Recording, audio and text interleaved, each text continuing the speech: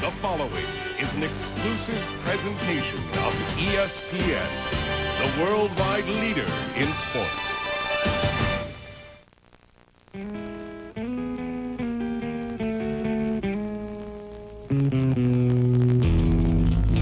Nobody does it better. Makes me feel sad for the rest. Nobody does it half as good as you. Baby, you're the best. Swings, and here it is! He's done it! 3,000 for Robin. Hot shot at the second baseman, passed over, fell into right field. He got it! Number 3,000. That's it.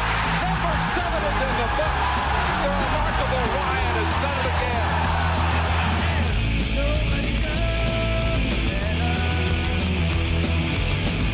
Sometimes I wish someone could. Nobody does it quite the way you do. Why'd you have to be so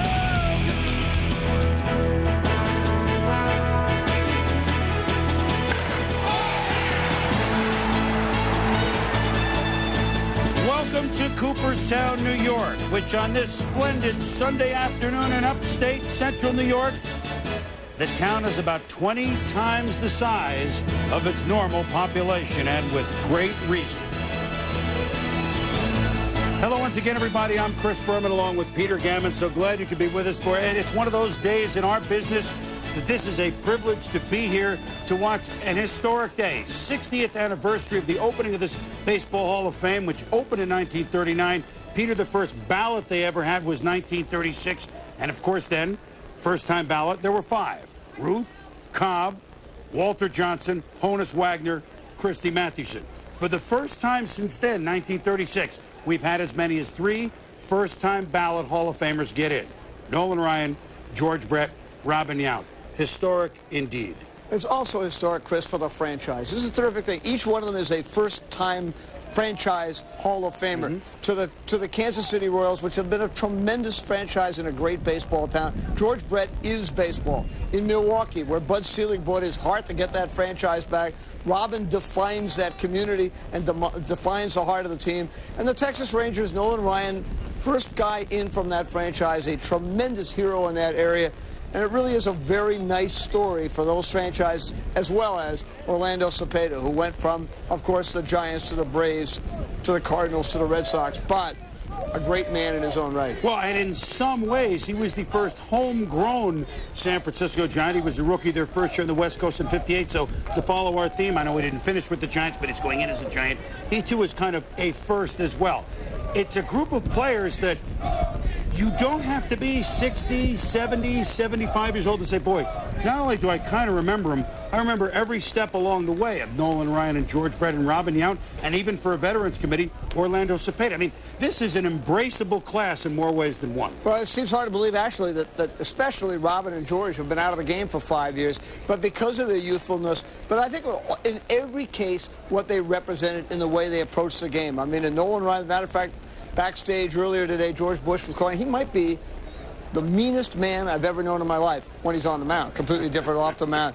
I mean, and George Brett and Robin Yount, their defining moments were racing around first, going for doubles. George once said that he wanted his career to end on a ground ball to second base and almost beat it out because he ran so hard. And Robin, he didn't know anything. If he saw that 3,000 hit, the ball had barely landed in the outfield, the one in the opening, and he was already around first base. Well, there's been a renewed love affair with baseball, of course, from last year, but I think it will be heightened today with this induction class, the class of '99, here at the Baseball Hall of Fame. And for 20 years, the master of ceremonies here has been a personal friend and a little kick for me as well. For the first time in 10 years, I'm reunited with one of our originals at ESPN. He's now the voice of the Cincinnati Reds, our master of ceremonies today, and a great friend of baseball, George Grad. George?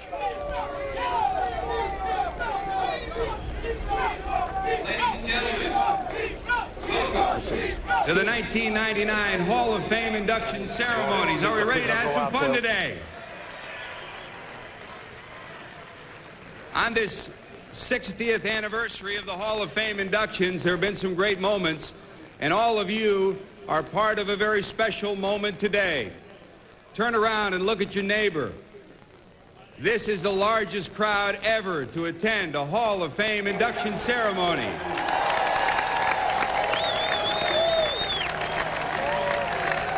And there are a lot of great reasons why you're here. Some of the people we'll be honoring today include one of the game's greatest broadcasters, Arch McDonald. The precision of a fantastic writer who delivered the story of baseball to thousands and millions of people throughout his career in the San Francisco, Oakland Bay area, Bob Stevens.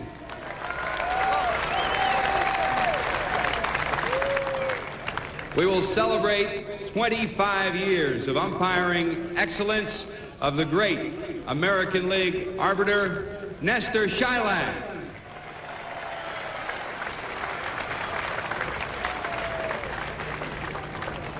One of the tremendous pitchers of the old Negro Leagues. We honor him today, Smokey Joe Williams.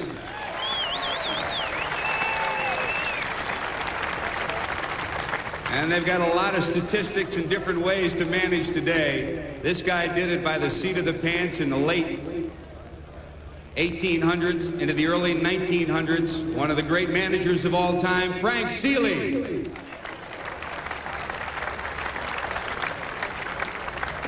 And there are a few other guys, too, like number 5, George Brett.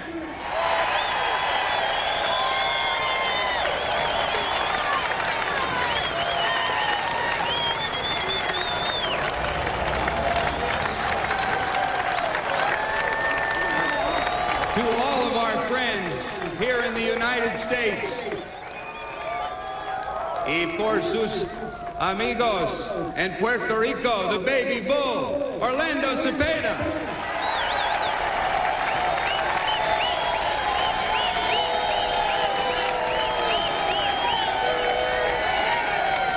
The all-time strikeout king, Nolan Ryan.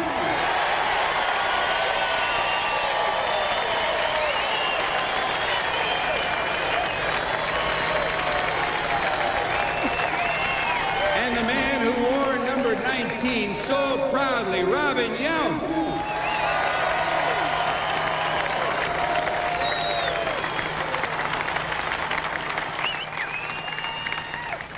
It is my distinguished honor to help you welcome back some of the returning Hall of Famers, in no particular order, but on this day they take their rightful place as the legacy of our game of baseball. Let's begin with a 6'1", 180-pound left-handed hitter from Camden, South Carolina. 52 years ago this month, this Hall of Famer set the standard. He became the first black American to play in the American League. And since then, he's been a great leader of our game of baseball, Larry Doby. The 7-time All-Star debuted with the Cleveland Indians. He played 13 years, 253 home runs, and he had 8 straight 20 home run seasons. The great Larry Doby. Our next Hall of Famer is a man of first also. The first to win 2 Cy Young Awards in both leagues. One in the American League, one in the National League, the great Gaylord Perry. He won the American League Cy Young Award in '72, the National League in '78, 314 wins, over 3,500 strikeouts, 5 times a 20-game winner, the great Gaylord Perry.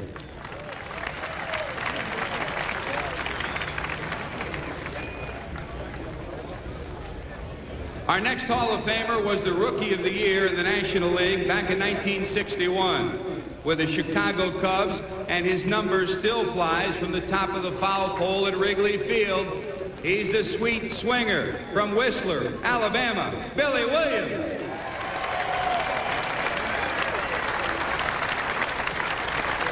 "18 years, 426 home runs, 6 times an All-Star, and he set the National League record with 117 consecutive games played. Billy Williams. The rebuilding Philadelphia Phillies have given us one of the fun players of the 1990s in Scott Rowland. Our next Hall of Famer established the mold for power-hitting defensive third baseman, Michael Jack Schmidt. 548 home runs, 10 Gold Gloves, 3-time National League MVP in 80, 81, and 86. Mike Schmidt.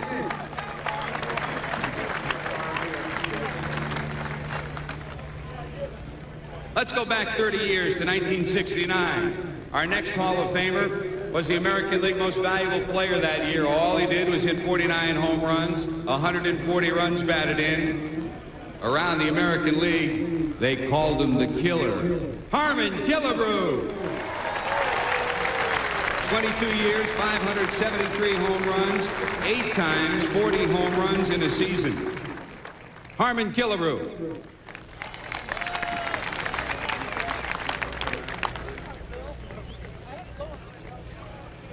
On the 60th anniversary of the Baseball Hall of Fame, let's go back to 1939, when our next Hall of Famer had a very special year. 24 wins, 246 strikeouts during that magical year. When you talk about fastball pitchers, he set the mold. Rapid Robert Bob Feller. 3 no-hitters, 12 one-hitters, 7 times the American League Strikeout King and 266 victories and over 2,500 strikeouts. And Bob Feller, we thank you for the 4 years in the prime of your career that you gave to our country in the United States Navy.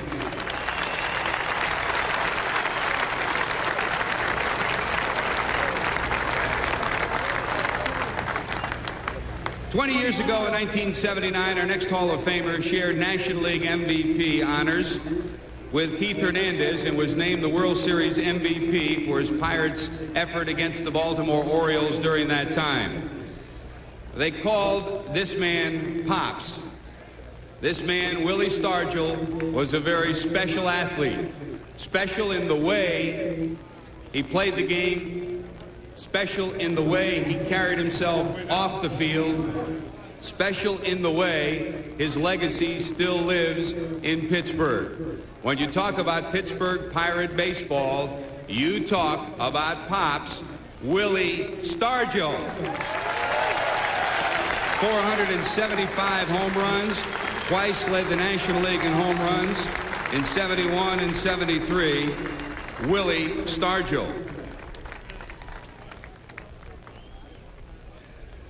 Willie was instrumental in the way he helped the Pirates make baseball work in Pittsburgh. He was an inspiration to his teammates. This man was an inspiration to his teammates as well. His name, Enos Country Slaughter. 10 years hitting 300 or better, 10 straight All-Star games, and a guy, whenever you added it up and you had a big game, he was ready to contribute. Enos Country Slaughter.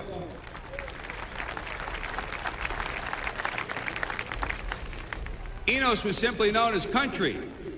Our next Hall of Famer, to all you folks in Philadelphia, was simply known as Lefty, Steve Carlton. 4 Cy Young Awards, 329 wins, 4,136 strikeouts. Second only to Warren Spahn with 329 wins as a lefty. Those Cy Young Awards, 72, 77, 80, and 82. Steve Carlton.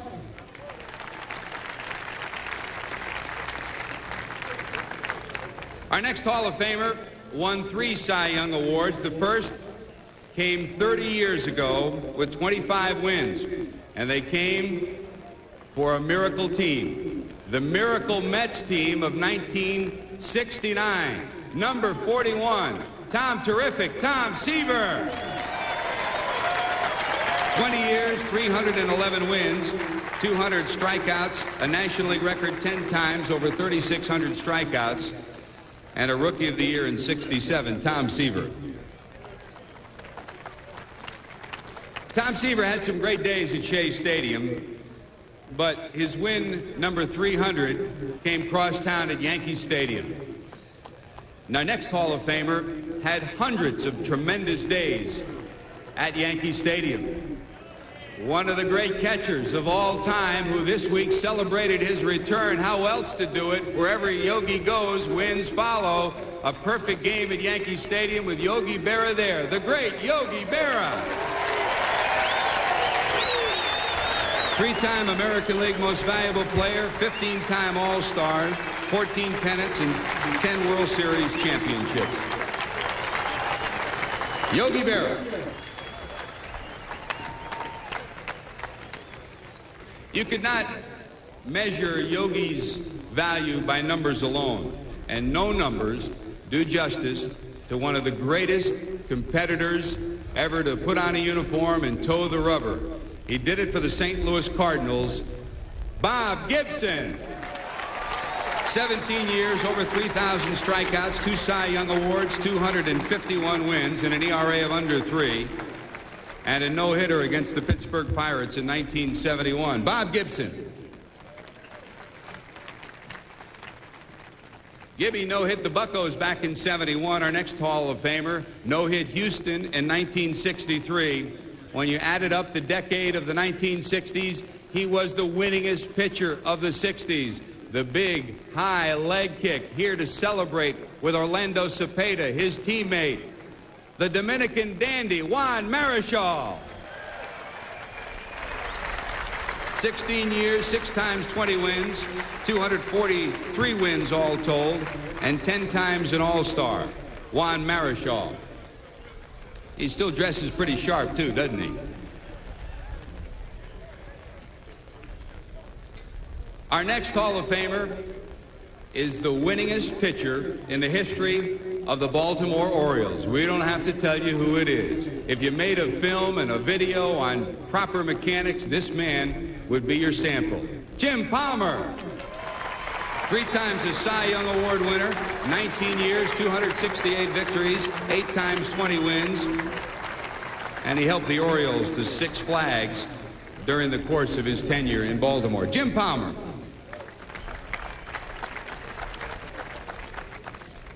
Jim went through his entire major league career, 19 years, without ever giving up a Grand Slam home run.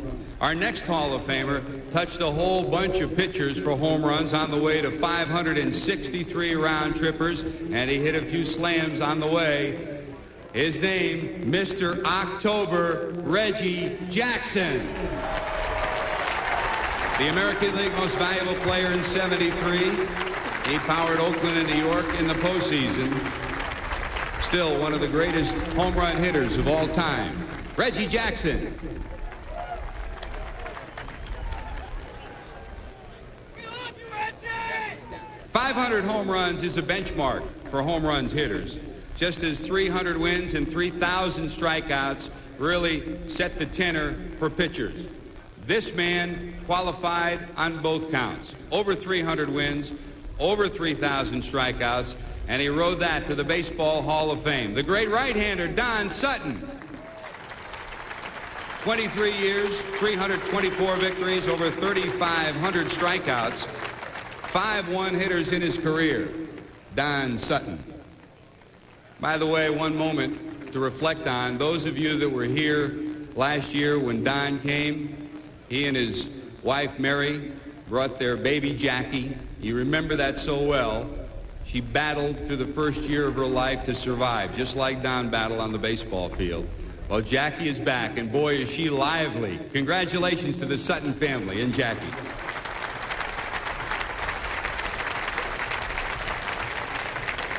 Our next Hall of Famer had the same kind of consistency that Don had as a starter. This man had it out of the bullpen. He set the record with 341 career saves. Rolly Fingers. 17 years, 341 saves, 16 World Series games for Oakland he saved too. The American League Most Valuable Player and Cy Young winner in 1981 with the Milwaukee Brewers. The man with the handlebar mustache, Mr. Fingers.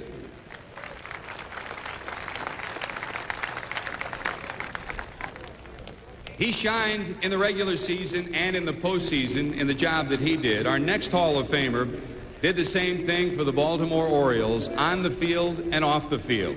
He continues to be one of baseball's greatest citizens. The vacuum cleaner, the Hoover, Brooks Robinson from third base. 23 years, 286 home runs, 16 Gold Gloves, the American League MVP in '64, the World Series MVP in 1970. Brooks Robinson. The Orioles, of course, were led by two Robinsons, Brooks and his teammate Frank. And baseball has also been blessed with two McPhails in the Hall of Fame. Larry and our returning inductee this year, the former president of the American League, Lee McPhail. 45 years as a front office executive, Lee and his father Larry, the first ever father-son combination to make it to the Hall of Fame. Lee McPhail.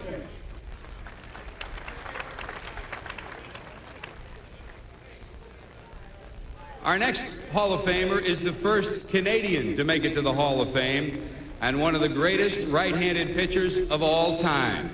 Ferguson Jenkins.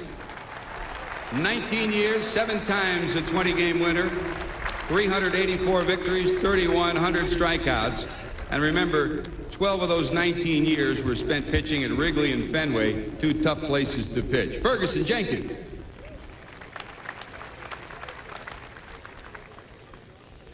Our next Hall of Famer made his home at Fenway Park in Boston, especially at second base. 30 years ago, in 1969, he was voted the greatest second baseman in the history of the Boston Red Sox. He can still wear that honor. The wonderful human being, the great second baseman, Bobby Doerr. From 1937 through 51, he was a 9-time All-Star, knocked in 100 runs 6 times in a season, and his lifetime fielding percentage second among Hall of Fame second basemen only to the great Jackie Robinson. Bobby Doerr.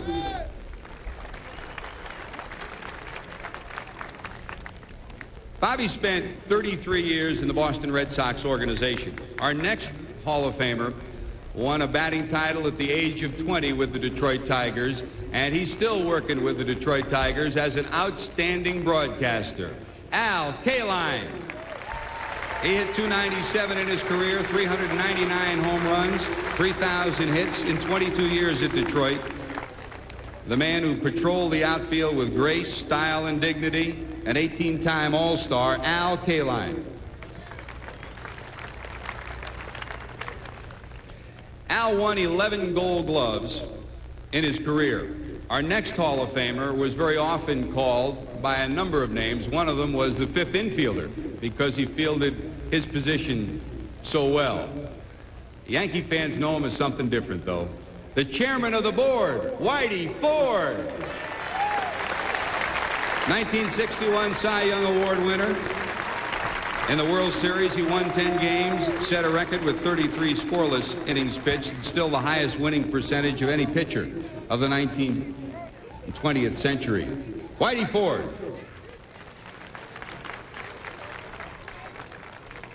Well, get ready, because you are in for a treat today. He has not come back often. Let's show him why we want him back every year. This man went with the Giants from New York to the Bay Area. In St. Louis these days, they walk around with number 25 shirts. In New York and San Francisco, they walked around with jerseys with 24 on their back. Why? Because of the Say Hey Kid. Welcome back, Willie Mays. 660 home runs, 3,283 hits, 11 Gold Gloves, Rookie of the Year in 1951, 2 MVPs, and 24 All-Star appearances.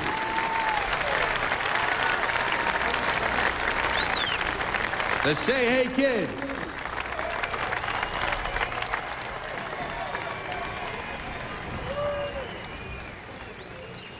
Willie shares the record for most number of All-Star appearances with, among others, our next Hall of Famer. In Brooklyn, they called him the Man.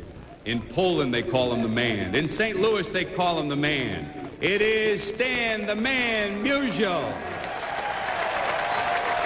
22 years, 18 times a 300 hitter, 7 National League batting titles, and 3 times an MVP.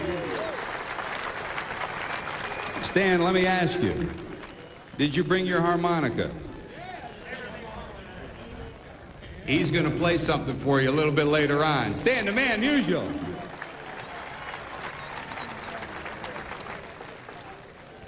Stan's number's been retired by the Cardinals. Our next Hall of Famer's number 36 has been retired by the Philadelphia Phillies, and for good reason. Boy, the Whiz Kids would not have been whizzing without this man. Robin Roberts. 19 years, 286 victories. 6 times he won 20 games. He led the National League in victories 4 times. A great leader on the field as a pitcher, and in his career, a great leader off the field, and he still, in this day and age, sells the game of baseball every day. Robin Roberts.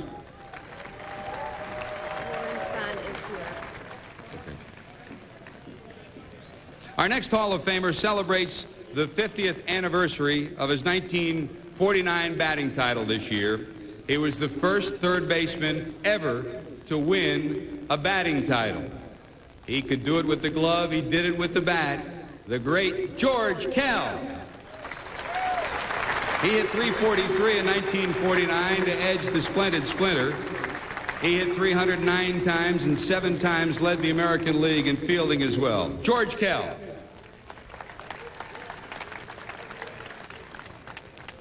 Our next Hall of Famer is celebrating the anniversary of one of his most fondest memories and years. 30th anniversary of a tremendous season for this knuckleballing right-hander. He led Atlanta to the National League West title, had over 20 victories that year, and paced them into the postseason. The man with the fluttering knuckleball, Knucksy, Phil Niekro. 24 years, 318 victories with that knuckleball, 5 times an All-Star, and a no-hitter against San Diego in 1973. Phil Niekro.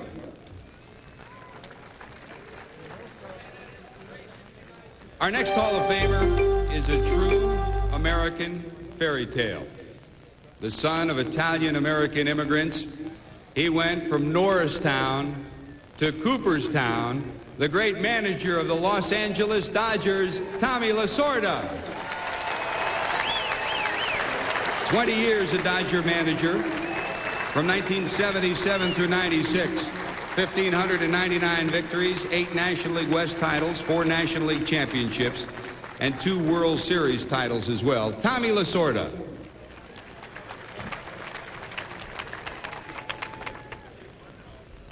While Tommy's Dodgers won 2 World Series, our next Hall of Famer was superb for his team in the postseason, too. Hitting .391 in World Series play, one of the highest averages ever, and setting a record with 14 stolen bases.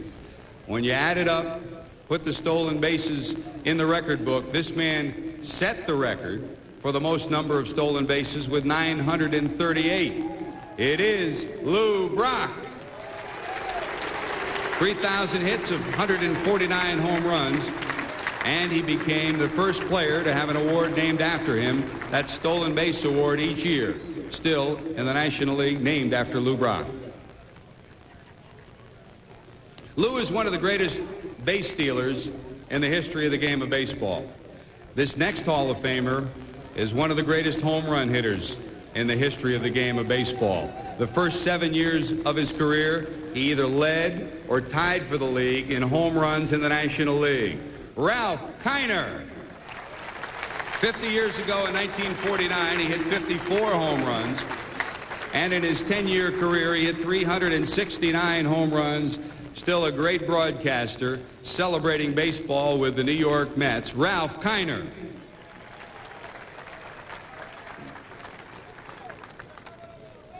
Our next Hall of Famer was born just up the road in Buffalo. In fact, he was debating whether to go to Woodstock this weekend. But he decided to come here. From Buffalo, He went to the major leagues, and today he still holds the record as the winningest left-hander in the history of Major League Baseball. Spahny, Warren Spahn. 363 victories, 13 times 20 wins. He led the National League 8 times, the 1957 Cy Young Award winner, and he pitched 2 no-hitters, one at the age of 39, the other at the age of 40. Spahny, Warren Spahn.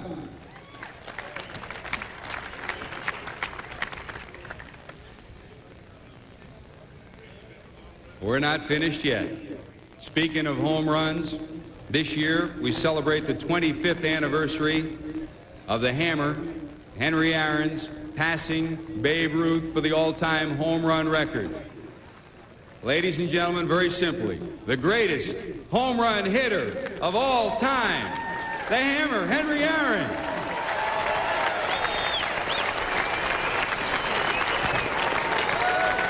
"23 years, 755 home runs, 24 times an All-Star, and the MVP in 1957.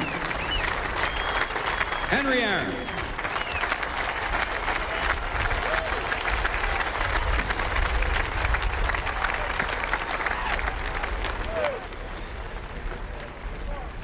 "60 years ago, our final returning Hall of Famer was a rookie with the Boston Red Sox. He broke in big in Boston, and by the time he finished his career with a home run in his final at-bat, he put his place in baseball history and secured his place here in Cooperstown. You're standing already because you know who's joining us today. Simply the greatest pure hitter of all time, the splendid Splinter, Ted Williams. 2 Triple Crowns, 2 Most Valuable Player awards, 6 batting titles, and 18 All-Star appearances. 344 for a career and 521 home runs.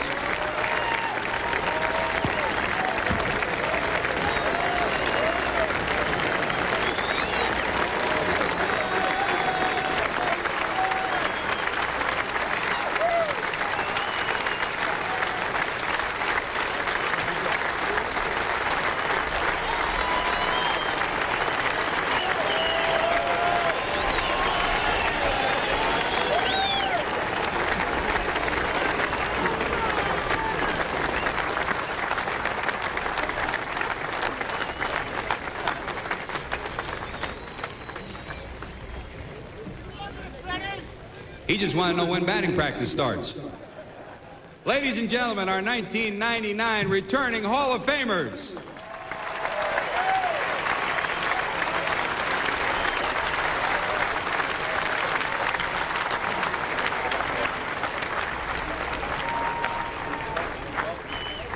We begin our ceremonies today, and we welcome to present the national anthem of Puerto Rico, the Dream Team Trio.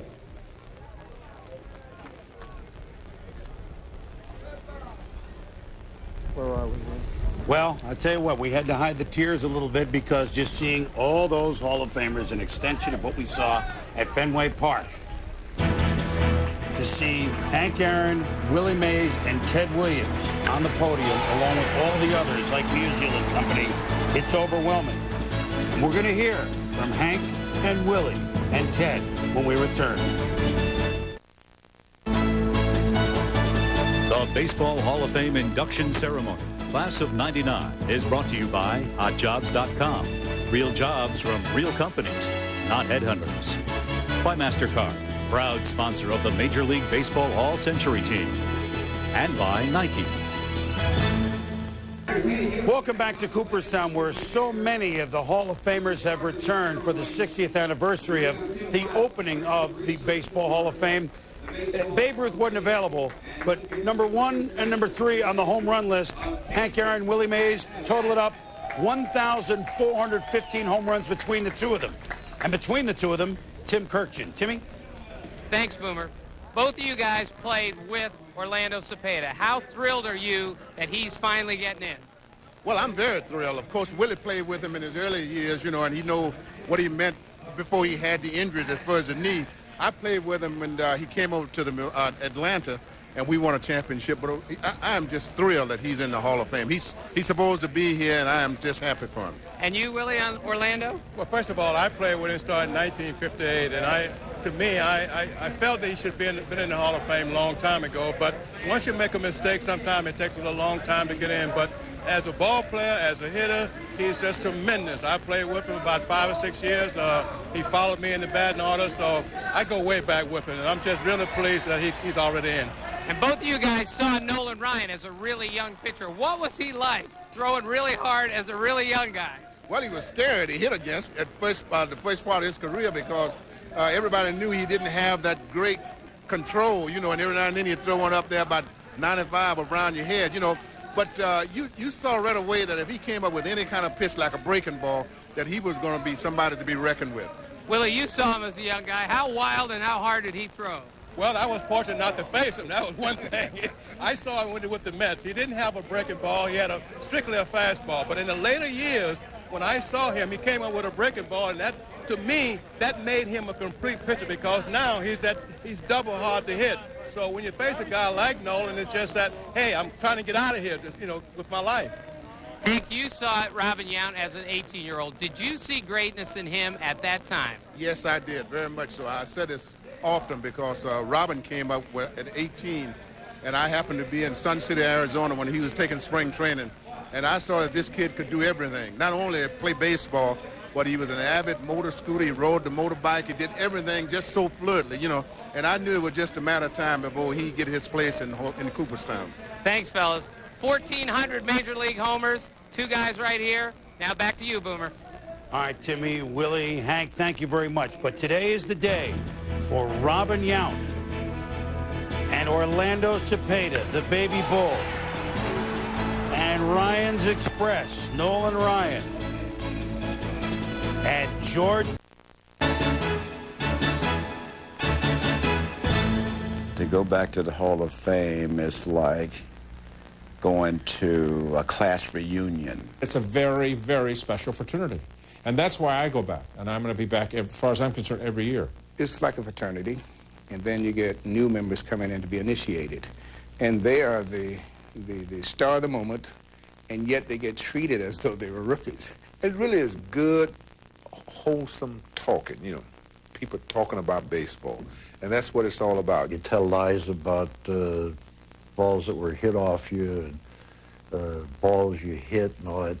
And it's a funny thing. You never hear about the outs that guys made. To me, it's a time of guys coming together to have a mutual admiration for each other and a mutual love for baseball. There's so many great guys that I idolized growing up. Now all of a sudden I'm able to be up in Cooperstown with them and become friends with.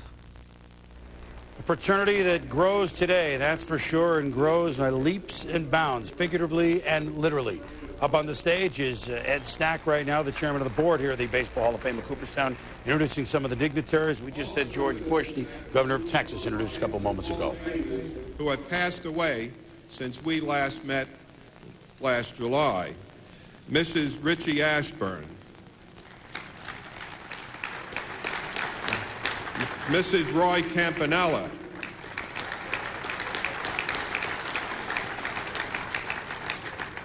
Mrs. Nesta Shylock. Mrs. Roberto Clemente.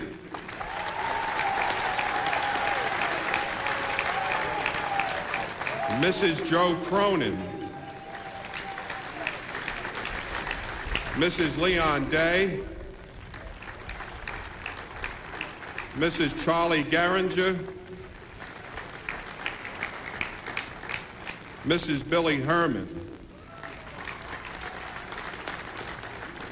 And the daughter of Babe Ruth, Julia Ruth Stevens.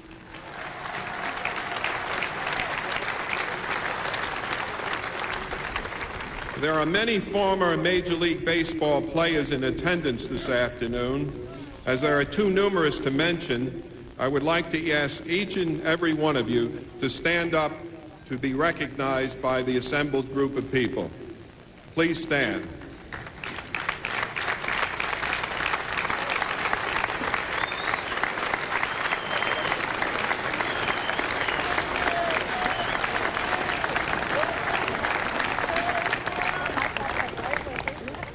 Also, I would like you to join me in observing a moment of silence in memory of the following Hall of Fame members who passed away this past year. Hal Newhouser, Early Wynn, and Joe DiMaggio.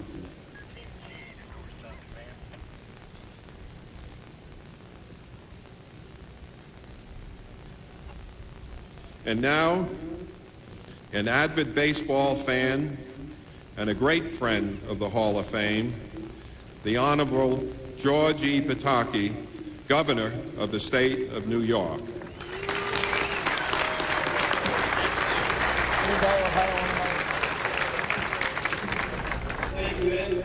And we just saw a glimpse of Ted Williams, number 9. When we return to talk with perhaps the greatest pure hitter baseball has ever known, Ted Williams, in Cooperstown. We'll be back.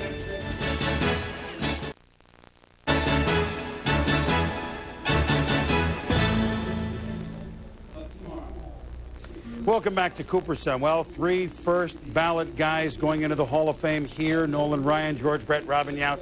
I don't think there was a lot of suspense when the 5 years waiting was up for Ted Williams. Almost 60 years now since he's been the last man to hit 400 in a season. And as George Brett will tell you and guys like Tony Gwynn will tell you, we just might not ever see that again. But he's with us today. And how does he get this honor? Mays, Aaron, now Ted Williams. Here's Tim Kirkjian. Thanks, Boomer. Ted, take us back to the All-Star game, that tremendous scene on the mound when all the players came around you. How great was that for you? Well, I want to tell you, I really didn't realize what was going to happen up there in Boston, except it was an all-star game, and I was going to be there. And then they start bringing up all this stuff, and I was supposed to throw out the first ball. Then all of a sudden I got on the mound, and I looked, and I couldn't even see the catcher or the mound or anything else. I didn't know where I was, but I saw a little bit of an opening. I said, "Where's the catcher?" And they pointed over there. So I heaved one. It was a strike. So it was a great moment, though, because it was so genuine, so natural, and impromptu, really, because they knew we were going to be there. But it turned out so beautiful. And I just hope other players will experience the thrill that I got being there with all them old ball players. And it was one of the highlights of my baseball. Ted, George Brett, how much did you love to watch his swing when he was playing? George Brett, I told him today, and I've always thought this, though. I thought he was one of the best hitters I had ever seen. And he was one of the best hitters I ever saw. And I always said, geez, this guy's a great hitter, to myself. I told him today, I said, I'm glad to just see and look in your eye and tell you were a great hitter. Ted, if you were facing Nolan Ryan in his prime, he's throwing 98 miles an hour with that crackling curveball, what would your strategy in your prime have been against Nolan Ryan? Well, the most important thing with a pitcher like that, devastating, is you want to make sure you don't help him out. Don't hit the ball that's a little too far away. Don't hit the ball that's a little bit too high. Try to lay off tough pitches as long as you can. And hopefully, you're going to get him in a hole or something. That's one of your first thoughts, make him get the ball over the plate. The great thing about baseball is that sometimes the guys with the greatest swing don't make contact. Thank you, Ted. Back to you, Boomer. Because Thank you very much. The scene at Fenway Park is something nobody will ever forget and watch it on TV. Those of us who are fortunate to be there, because it spoke for half a century, Peter, of baseball. Well, that's what Ted's done, and that's why Ted's so important. I mean, we saw it at Fenway. Young players, older players, fans, 12-year-olds, 80-year-olds at Fenway Park, and they all are drawn to Ted because the game wasn't better one time or will be better. Baseball is just baseball. We see it here. Who is the last person always introduced in Cooperstown? Who is the most revered? Ted Williams. And in that way, because of the way he has loved the game and promoted the game and really regenerated the game, I think after Babe Ruth and after Jackie Robinson, he's the most important baseball player of the 20th century. And I really hope, and I love what he said about George Brett, that somehow, and I believe it will happen, that George Brett will be Ted Williams' successor. I think they're so much alike in terms of what they bring and how they unify people. You know, Ted is one that is definitely hoping, I think, somebody hits 400 sometime. It's not like he wants to say, okay, I don't want anybody to ever hit it again. He loves the current game that much. Well, he was really rooting for Tony Gwynn, who they're very close. And that wonderful scene where Tony Gwynn helped him throw the first pitch to Carlton Fisk was terrific. He talks about it all the time, wanting to see somebody do it. I mean, that's what young players can relate to that. They don't have some guy out there saying, they're not as good today. Ted's always been, if you can hit, you can hit. If it's Shoeless Joe Jackson or King Kelly or Tony Gwynn or Barry Bonds, he doesn't care. He just wants to see. And he's talked to people about, he talked to Gwynn about what he'd like to see, what you need to do to get to 400. But he's also always understood that it's a lot more difficult today because of the convergence of the media. Once you get to about August 1st and you're at 400, you have just given yourself up with any personal life. Yeah, George and I spoke about that. George Brett, who has the highest, well, not including 94 when Gwynn had the strike shortened average. His 390, George's in 1980, is the best average since Ted Williams' 406 in 1941. For the younger viewers out there, and we have many, Ted's conception and visualization of the strike zone was the best of all time, was it not, Peter? Absolutely. He had 2010 vision, but if you ever get the Science of Hitting, his book, and you see all the charts of, what's a strike, where you can hit 300, where you can hit 340, but they're just basics. But he talked them so well. I remember a night with Don Mattingly and Wade Boggs, in which we sat for 6 hours and talked hitting. It was for a story I wrote, but to listen to him talk to those two guys and the look in their eyes of reverence to Ted and how Mattingly argued with him, which very few people would do, but that's Donnie. But at the same time, the way they discussed things about hitting, and later they both said, hey, you sit with him for 6 hours, you take something for about the next 5 years. You know that story that Ted just told about telling George Brett what a great hitter he was? George will take that 10 seconds. And if he lives 50 more years, and let's hope he does into his 90s, he'll never forget those 10 seconds. And the gentlemen who are about to give their speeches up here will never forget what happens on this final Sunday in July 1999. Robin Yount, one of 3 men to win MVPs at 2 different positions, at shortstop and center field, 82 and 89 for the Milwaukee Brewers, a member of the 3,000 Hit Club. He's leadoff when we return.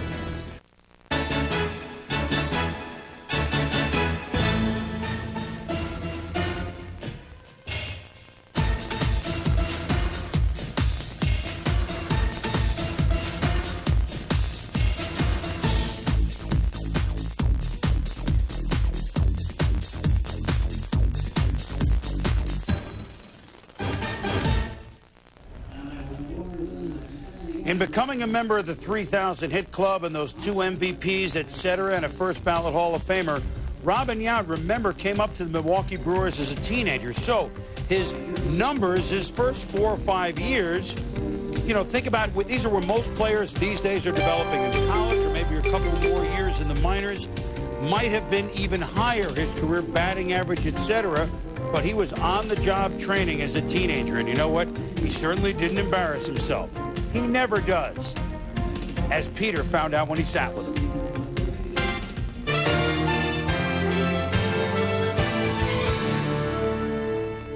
Robin Yount always had the aura of a character in a Chip Hilton kids novel. He played the game with pure, modest joy. He was so naturally talented, so emotionally stable, that in June 1973, curly-haired Robin Yount graduated from Taft High School in Woodland Hills, California. 10 months later, at 18, he was the opening day shortstop for the Milwaukee Brewers. I was playing college baseball as a freshman at the same age and thinking about him being the same age doing it at the major league level. It was phenomenal. When I first got there, it was great to be a major league player. Hey, I'm a big league player. It's amazing how fast that wore off. The aura of being a big league player did not last very long. The 0-1 pitch. Swings, and there it is! A base hit in the right center. He's done it. 3,000 for Robin. Yount's greatness is not only measured by his 3,142 hits or 414 average in his only World Series, but the fact that he's the only player ever to win an MVP and a Gold Glove at 2 middle skill positions, shortstop and center field. Robin Yount is definitely one of those guys, along with Cal Ripken, that made that transition from the good glove, no-hit guy to the good glove, and I can hit and don't make a mistake because I'll change the game. When he moved to the outfield, I'd get on second base, and I'd be standing there with 1 or 2 outs, and I'd look back here at him, and I'd say, base hit to you, I'm scoring. And he'd be out there in center field, getting his arm loose, and I'd be stretching my legs, you know, but we just had, I mean, it was a lot of fun playing against him. To Robin, baseball was never a game of numbers. It was competing and winning. And in 1978, he almost quit because of the wear of losing Milwaukee teams. When he got his chance on the October stage in 1982, not only did he have his unforgettable World Series against the Cardinals, but his final day of the regular season, May, had defined his career. The Brewers had lost 3 straight to the Orioles, melting their lead into a tie, setting up a final day winner-take-all matchup of Hall of Famers Don Sutton and Jim Palmer. Coming in that clubhouse before that game, this was the loosest group of guys. I mean, it was amazing to think that we had just been through what we had and what we had ahead of us that day. And it was like a mid-season game. I just honestly believe the team didn't think there was any way in the world that Baltimore could beat us 4 straight. Robin Yount walked by as I started to go out and warm up, and he said, don't make us have to score 4 to get even, and we'll beat this guy. In the air to right. Dwyer to the corner, to the wall. Home run for Robin Yount, lifted to the off field, and the Brewers break on top. I throw him a low and away fastball, and he slices it down the right field line for a solo home run. And Rick Dempsey, who's catching for us, said, well, you know, we're going to have to pitch him inside. When he came back as a starter, that ball is well hit, deep left field. It's gone, and Robin Yount has hit successive home runs off Jim Palmer, and Milwaukee leads 3-0. There wasn't a lot of sleep the night before, but it was certainly the biggest game that I was ever going to play in my life up to that point. Always had good success against Yount, but in the biggest game of my career, and I guess probably to his point, because it got him into the World Series, we found out why he deserves to be in the Hall of Fame. Even though we didn't win the 7th game in the World Series in '82, I finally felt that all of that hard work was worthwhile. You know, I felt something that I had never experienced before. That 2-homer finale remains the Brewers' finest hour. But anyone who ever played with Robin Yount remembers his zest for life. He was the only player who had it in his contract that he could race cars or motorcycles in the off-season. And he played baseball with all the daring of a motocross maniac. I enjoyed getting hit once in a while. You know, what it did was it fired me up. It got my intensity level up, and I believe when things like that happened to me, I became a better player. Just see him be the leader of that club over the next 10 or 11 years while he remained a Brewer. You know, just probably one of the most enjoyable parts of my stint as being a member of that organization was having a chance to be his teammate during that time. Of all the guys that I played with or played against in that 20-year period, I, honest to God, never enjoyed playing against anybody as much as I enjoyed playing against them. You play for one reason. That's to beat your opponent. That's what competition is, and I think that's what drives most players. Probably the thing that I'm most proud of was that I was able to approach the game in a manner that every time I stepped on the field, I wanted to never come off the field thinking I left something out there. You know, I wanted to give everything I possibly had into every game I played. Here at Cooperstown, number 19 is number 1. Let's go back to the podium and the chairman of the board of the Hall of Fame, Ed Stack. At this time, I am pleased to introduce a man who has been associated with baseball for 30 years and is a major architect of our game's recent renaissance, the Commissioner of Baseball, Bud Selig.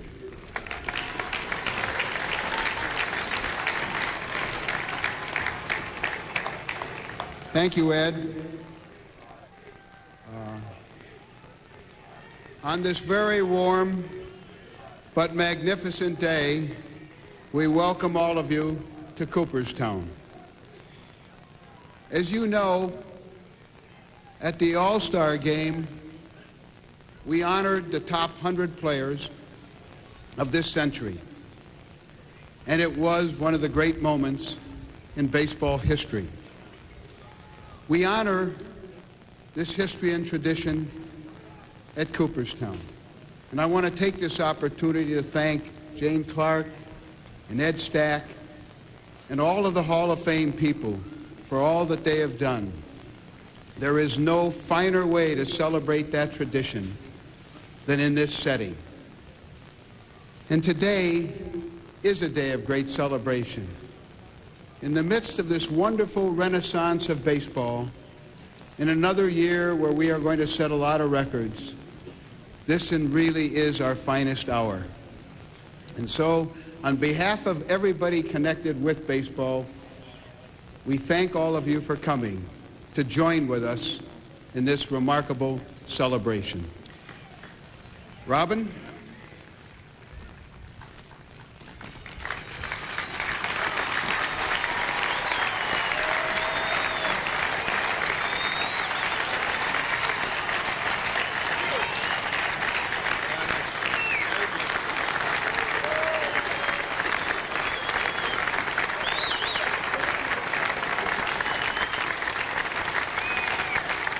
Thank you. Our first introduction, Robin Yount, Milwaukee Brewers, 1974 to 1993. A prolific hitter, a great competitor who was equally graceful at shortstop and in center field. Robin was one of 3 players to earn the most valuable player honors at 2 positions. He produced 3,142 hits, 7th most in American League history. He hit 306 times. He hit 40 or more doubles 4 times, hit 20 or more home runs 4 times, and scored 100 or more runs 5 times. His exceptional conditioning and extraordinary work ethic made him a bastion of consistency and durability for 20 years. He was an everyday major leaguer at the age of 18. And if I may be permitted something that isn't on his plaque, as all of you know, Robin and I were associated for over 20 years. I've thought a lot about this day and about what I would say. And I guess simply, Robin, all I can say on behalf of myself and the fans of Milwaukee and Wisconsin, it has been an unbelievable privilege. Thank you.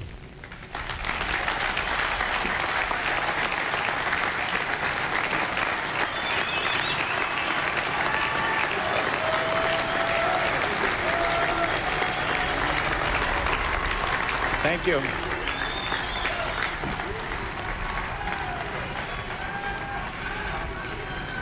Thank you.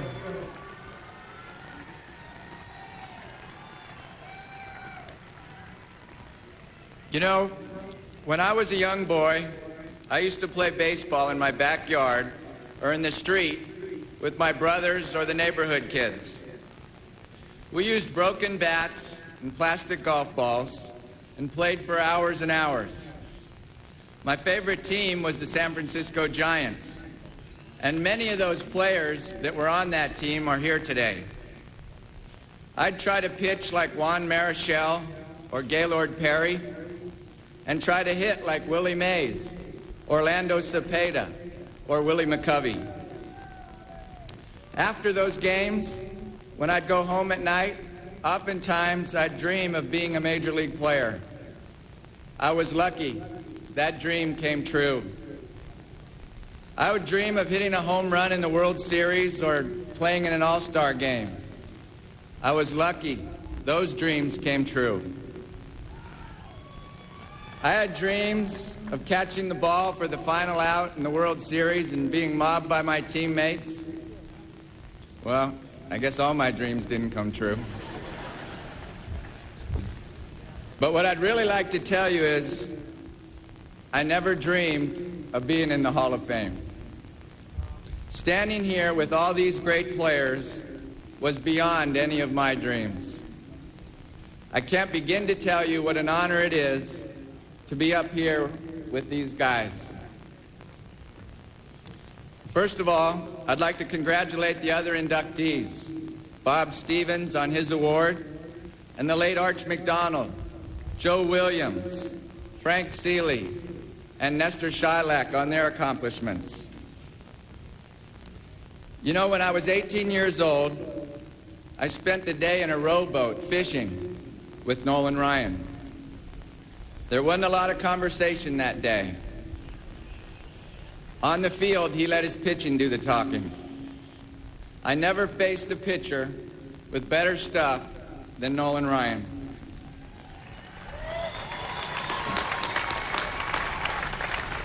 When I was 19, I went to Puerto Rico to play winter ball, and one of my teammates was Orlando Cepeda. He went out of his way to make a young kid a long way from home feel comfortable. It was certainly a great thrill to play with someone you used to imitate as a kid. And George Brett. I think most people know that George and I have become pretty good friends over the years. But even before that, George was the guy I used to watch and say, man, I wish I could play like that guy. With a fun-loving attitude and a burning desire to win, nobody played the game any harder than George. He is what baseball is all about.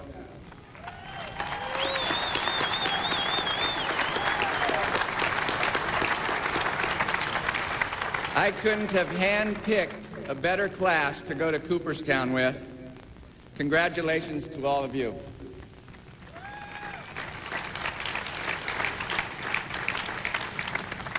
You know, no one ever accomplishes something like this without a lot of help from good people along the way. And this is certainly true in my case, and I'd like to thank some of those people. When I started out in Little League, I was lucky enough to be drafted by a gentleman named Clem Cohen, who at the time I didn't know. He's a guy who knows and loves the game of baseball. He also knows and loves kids. Clem Cohen got me started on the right foot, and we still remain close friends today. My high school coach was Ray O'Connor. He's coached a lot of players that have signed professional contracts, and many of those have gone on to play in the major leagues. In '73, I graduated high school and was lucky enough again to be drafted by the Milwaukee Brewers, a fairly new organization at the time trying to establish itself in the American League. In spring training of '74, I went with the Major League Club, and the manager was Del Crandall. Fortunately, he saw enough potential in a raw 18-year-old kid to give me a chance. I'm grateful for that. And the hitting coach at the time was the late Harvey Keene, who a few years later became the manager of that club. Harvey and I developed a very close relationship early on, and that relationship grew with time.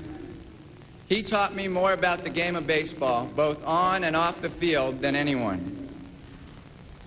I was also lucky to play for an owner, Bud Selig, who truly cared about his players.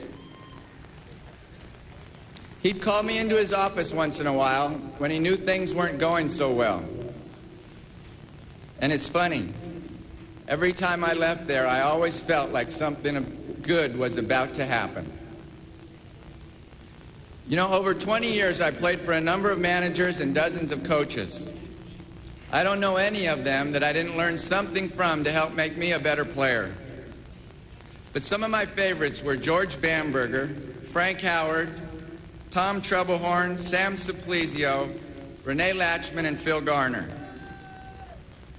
I was also very lucky to be a teammate of two of the greatest players to have ever played the game. I learned very early on by playing for Frank Robinson and with Henry Aaron that even the greatest players in the game were just one of the guys. And without the many other teammates that I had over the years, none of this could have happened. Hitting around guys like Paul Molitor, Cecil Cooper, Ted Simmons, Gorman Thomas, Sal Bando, Larry Heisel, and Ben Ogilvy, just to name a few, certainly contributed to my career. And to have teammates like Raleigh Fingers, Pete Vukovich, Ed Sprague, Bob McClure, Moose Haas, Charlie Moore, Jimmy Gantner, Dale Swaim, Rob D. I could go on forever. But to have guys like this, not only as teammates, but as friends, made it where I couldn't wait to go to the ballpark every day. And one of those guys, not exactly a teammate, but definitely one of the guys, and a great friend, he's here today, Bob Uecker.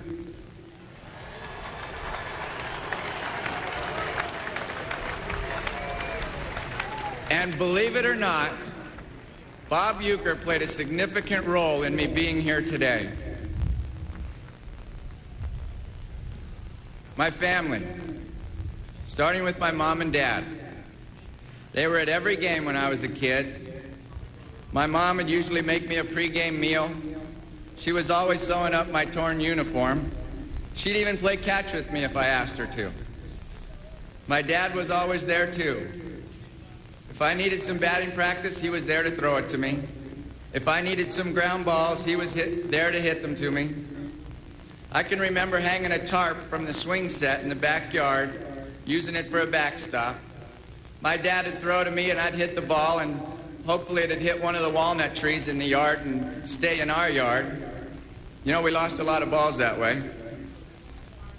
My brother Larry, he taught me how hard work and dedication to the game was the only way to make it. He's taken care of all my business activities for me and my family for many years, and I thank him for that. My brother Jim, he's the lighthearted one. I never had to worry about getting a big head with him around. With his sense of humor, he'd always put me in my place. And to his wife Cheryl, who's not feeling so well, they couldn't be here this weekend. Cheryl, you hang in there. We'll have our own party when I get home.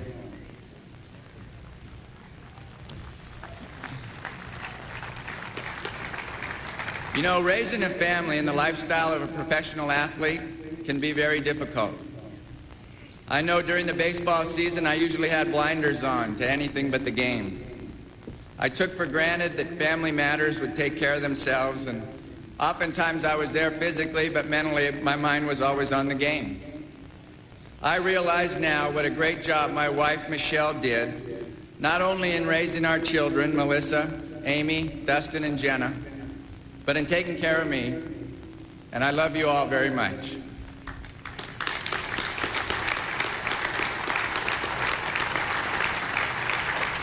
And to all my friends out there, many of you have come a long way to be here today. And you fans out there, thank you for making this such an incredible day.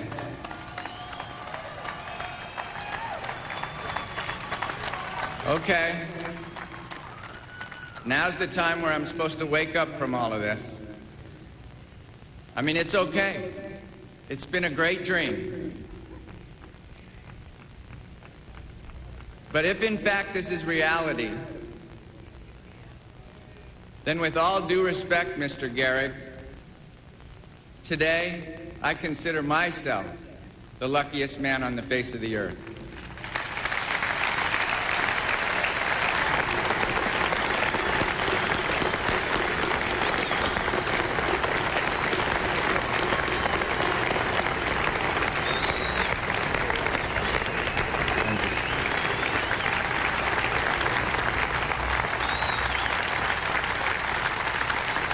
You know, as great a day as this is for us up here, we have to remember there are people out there who are hurting.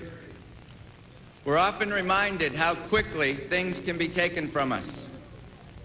My heart goes out to the families of the men who lost their lives in the construction of the new stadium in Milwaukee.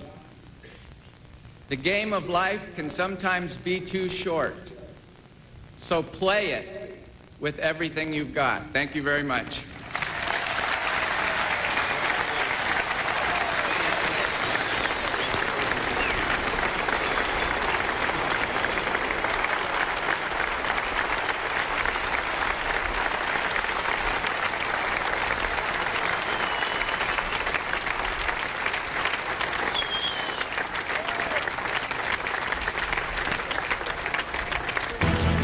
Words to remember from Robin Yount. Play it with everything you got, because he sure did for 20 years. And when we return, Cha-Cha. The man with more Ks than anybody else, Nolan Ryan. And the man whose face epitomizes the love and the drive to excel, George Brett. We'll be back in Cooperstown. Welcome back to the induction ceremonies in Cooperstown, and Ted Williams waving goodbye to the crowd. His appearance just adds to the greatness of this day, and Ted has just left the company at the podium and all these fellow Hall of Famers, and we're all enriched by his presence. The class of '99 is also enriched by the presence of the following inductees as well.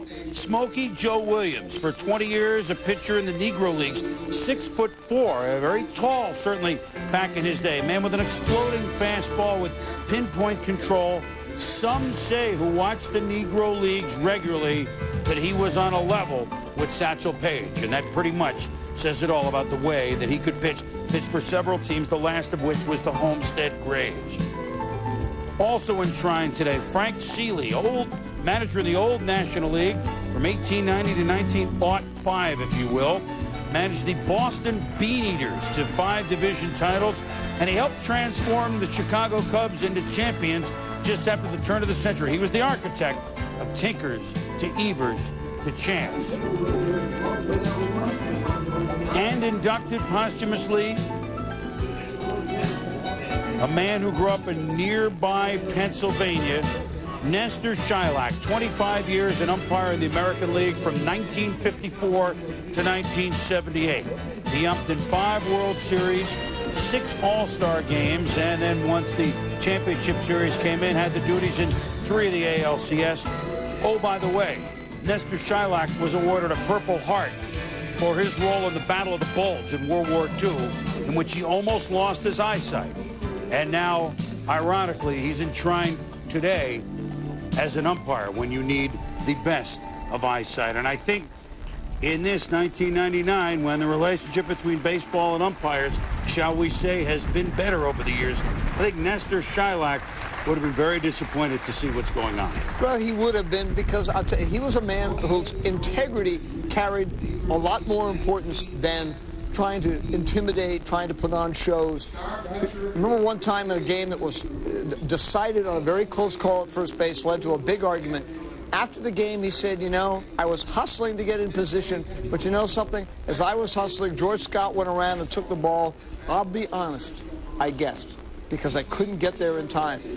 I remember afterwards, manager, players from the other team saying, you don't argue with somebody who's honest. He didn't have to intimidate anybody. He was also a great friend of most players because they so respected him. And you think of Joe Williams, one more thing on that. I think back to 1966 as Ted Williams left. It was Ted Williams who was the first person here at Cooperstown during his induction speech that rose up and said, Negro League players have got to be in the Hall of Fame, to which Ted later said, that's the most important thing he ever said. And people like Joe Williams are in the Hall of Fame today because Ted had the courage to speak up. Couldn't right or wrong of not allowing the blacks to play in the majors until Jackie Robinson and Larry Doby and other trailblazers crossed the line, if you will, and baseball woke up ahead of the civil rights movement in this country, might add, by a decade. But starting with Satchel Paige and Josh Gibson, the Negro Leagues are now well represented here at Cooperstown, with Smokey Joe Williams being the latest. When we return, the baby bull, Cha-Cha, Orlando Cepeda, a man who, can we say it any simpler, could just flat out hit. We'll be back.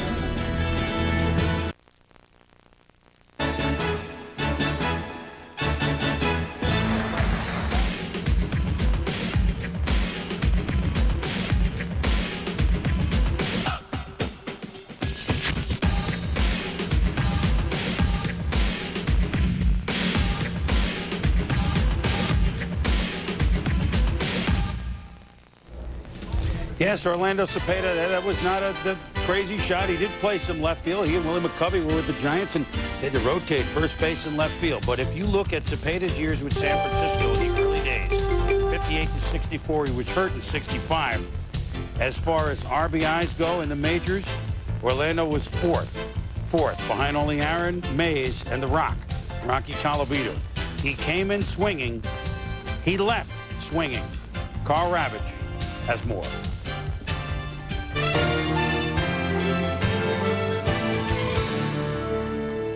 A Lou Burdett pitch is pickled by Cepeda, and she's long gone. Giant fans roar, Viva Cepeda. He broke into the big leagues in 1958 with a flourish. He was the baby bull, bold and aggressive at the plate. In his first 7 years, all with the Giants, Orlando Cepeda was one of the league's premier sluggers, averaging better than 300 with 30 homers and 100 runs batted in. He played with a flair brought from his native Puerto Rico that endeared him to teammates and fans alike. He was the big guy and the hero to the people in San Francisco over Willie Mays. Because, oh, yes, he was at the beginning. He was, because people looked up on Willie Mays as a New Yorker. He came with the team to San Francisco. But Cepeda came up through the Giant organization and was the first real hero. Everywhere he went, they called him the baby bull. He was not like a bull, but he talked to anybody. He learned how to speak English here. He talked to his teammates. He would talk to fans. And he was a strong competitor. I was a winner. I played for San Francisco Giants. We won in '62. I played for St. Louis in '67 and '68. I played with Atlanta in '69. We won the division. Cepeda's winning spirit may have been embodied most during his season with the 1967 world champion Cardinals. He renamed the team Albertos in his image and is remembered not just for his MVP statistics, but for the way he played the game. He was a terrific teammate. He was caring. He was empathetic. He was a team player. I don't think anybody in my 20-year history that any teammate had ever gotten as big a hits as Cepeda. If you needed the big hit, Cepeda got the big hit. He was fearless up there. I remember the late Don Drysdale, who liked to intimidate batters throwing the ball around inside on the Giants, but Orlando always stayed in. Never guess. I looked for fastball, adjusted the breaking ball. Roberto Clemente was a guest hitter. Willie May was a guest hitter. Hank was a guest hitter. They guessed. If they don't get it, they don't swing it. I looked for a fastball, adjusted the breaking ball. Straight away, opposite field, and with power, too. Hit the ball over the right field wall as well as the left field. That made him a good hitter. Cepeda has still another jolt. He sends a high drive to left. It's his second home run of the series. Cepeda was not strictly a threat with the bat. When you're around Cepeda, it was a game of loose wrist, and he played it that way and was a real good leader. And even with a bad knee, limping, he could outrun most guys. I was a good first baseman. Yes. They never gave me the credit, but I was a good first baseman. He and Hodges were the best I've seen at removing the foot from the bag. Well, we call it cheating, but, you know, you don't want to get stepped on. Orlando is a good dancer. Maybe that's why they call him Cha-Cha, because he can get off of that bag before he's got the ball, and the umpire accepts it. Cepeda played for 6 teams, but the once brash power hitter enters the Hall representing the Giants and hoping his new status helps his new career. When you're a Hall of Fame, people listen to you more. When you're a Hall of Fame, people use you more. And that's why I'm so proud to be a Hall of Famer, because I want to use my name to reach other people. Another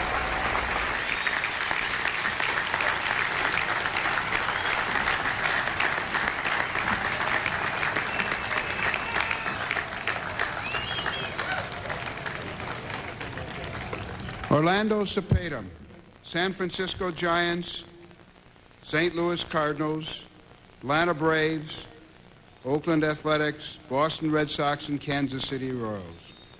Orlando was a powerful first baseman and consistent run producer for 17 major league seasons, notwithstanding chronic knee problems.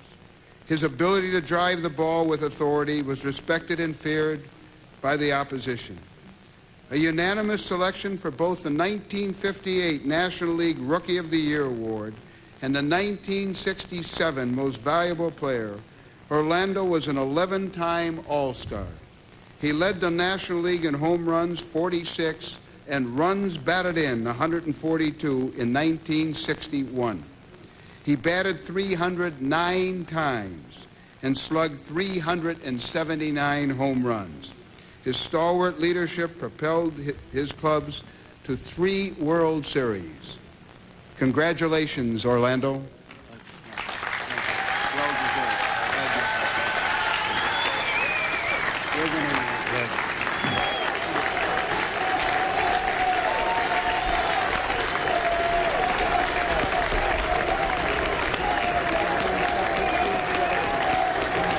Thank you. Thank you very much. Never came to my mind that a kid from Puerto Rico at the age of 17 coming to the state and try a new venture in life. It's a great honor to be here today in front of these wonderful human beings, very talented people who played the game and lived the game they were supposed to play and live. I'd like to say thank you from the bottom of my heart to Bill Rickney, who in 1958 let me know right from the beginning, you are going to be my first baseman no matter what. In 58, I wasn't supposed to make the team. In 58, I was supposed to play in the big league. But thank you to Bill Rickney, who gave me the confidence to go to the field and do the best. I'd like to say that it's a huge honor to be selected with these wonderful, great human beings like George Brett. So we played together for 2 months in Kansas City. And when I saw him play, I say, this kid never gonna make it.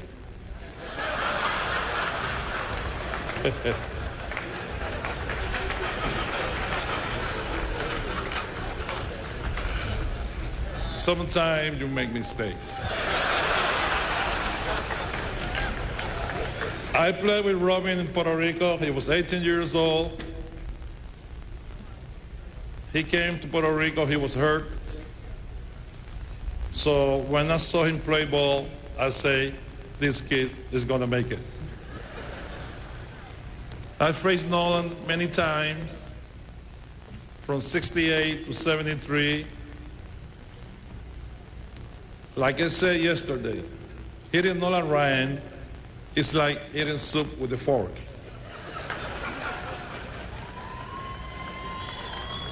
Yeah. Today, I represent my country of Puerto Rico.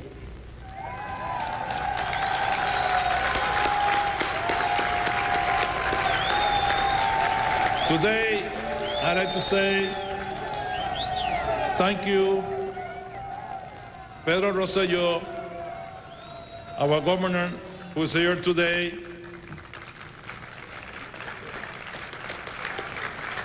To Eric Labrador, who also is here, wonderful Puerto Rican, and thank you for for being here today. Today, I like to say that I'm very proud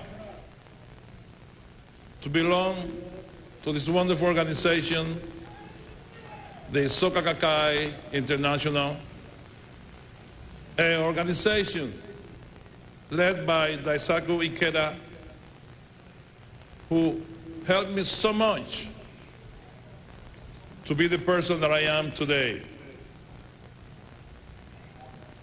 Through his teaching and guidance, I learned to be a better person. I learned that with bitterness and anger and negativity, you can go nowhere. Thank you to all my leaders who support me all the way. Thank you, Sensei. I want to say thank you to the San Francisco Giant Organization,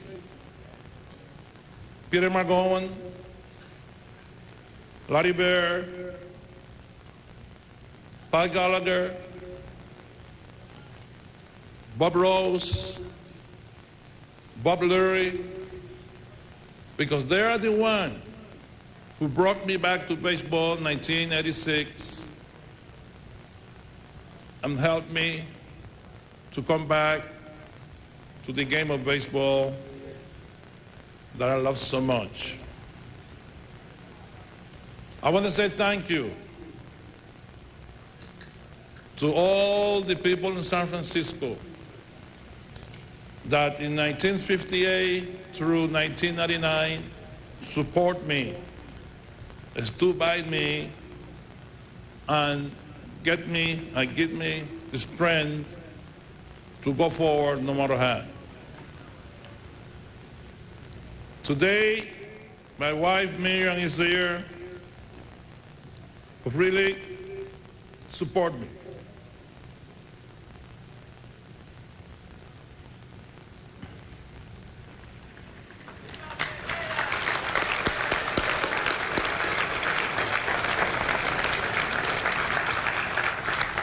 My son Orlando Jr., who told me that never give up. Things gonna be good.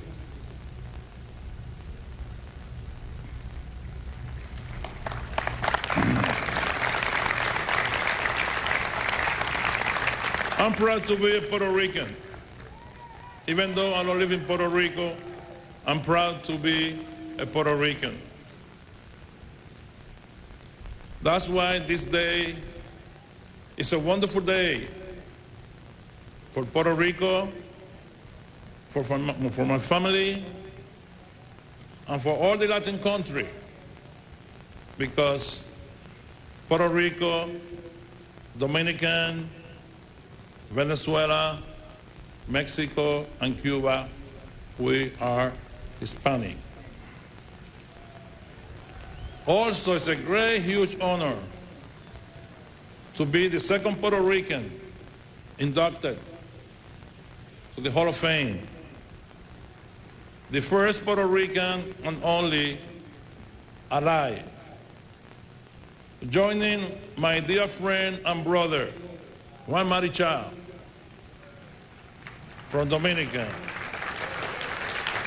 Joining Luis Aparicio, from Venezuela, and Rob Carew from Panama. And I know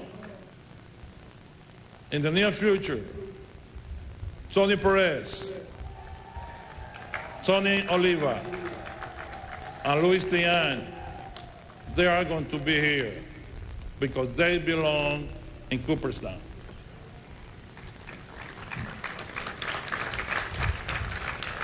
I want to say that I have some wonderful kids today. I have my son Carl, my grandson Cameron, Orlando Jr., Ali Manuel, who missed 3 flights last night. Were you here? And Hazen, he's in Puerto Rico now. watching this show. Anyway, I wish I can spend more time here, but they told me only 10 minutes. I like to say that I play with the great Willie Mays, which I learned so much from him, with the great Hank Aaron, one of the best teammates, a great friend. I played with Lou Brock, with Buck Gibson. I played with my dear friend who passed away 3 years ago, Kurt Flood. I played with Phil Necro, a great friend, Karja Trensky, and all my teammates, all my friends in Miami, those great Cuban ball players. Believe me, I have a wonderful life. I'm a very lucky person to be born with the skill to play baseball. Through baseball, I escaped from Puerto Rico. I escaped poverty. Through baseball, I built a name for myself. Through baseball, I opened the gate for more Puerto Rican, black Puerto Rican, to come to this country and play ball for a living. I want to say thank you to my wonderful friends from California who are here today, from New York, from Puerto Rico, and a very blessed human beings. I want to say thank you to Alan Lewis, Ted Williams, Stan Musial, Buck O'Neill, Bill White, Jerry Holzman, because they are the ones who got me in here today. And I'm very proud to say that these people who got me in today knew Orlando Cepeda as a baseball player, but most important, as a human being. And please, right now, I'd like to say some word in Spanish, if you don't mind. Quiero decirle a mi pueblo Puerto Rico, que tanto quiero, y a todos los países latinoamericanos, que es un honor extraordinario estar aquí en estos momentos. Nunca pensé que esto iba a suceder, pero estoy bien agradecido del Creador que está sucediendo. Y quiero decirle a Puerto Rico que nos unamos cada día más, que esa juventud de Puerto Rico, que es el futuro de nuestro país, que estudien, que se preparen y que luchemos por nuestra tierra para que Puerto Rico sea un país modelo, que cada día más nos sintamos más orgullosos de nuestra tierra. Ladies and gentlemen, thank you very much. This is a wonderful day for myself and my family, and I'm very proud that I was a baseball player and that I'm here today. Thank you very much.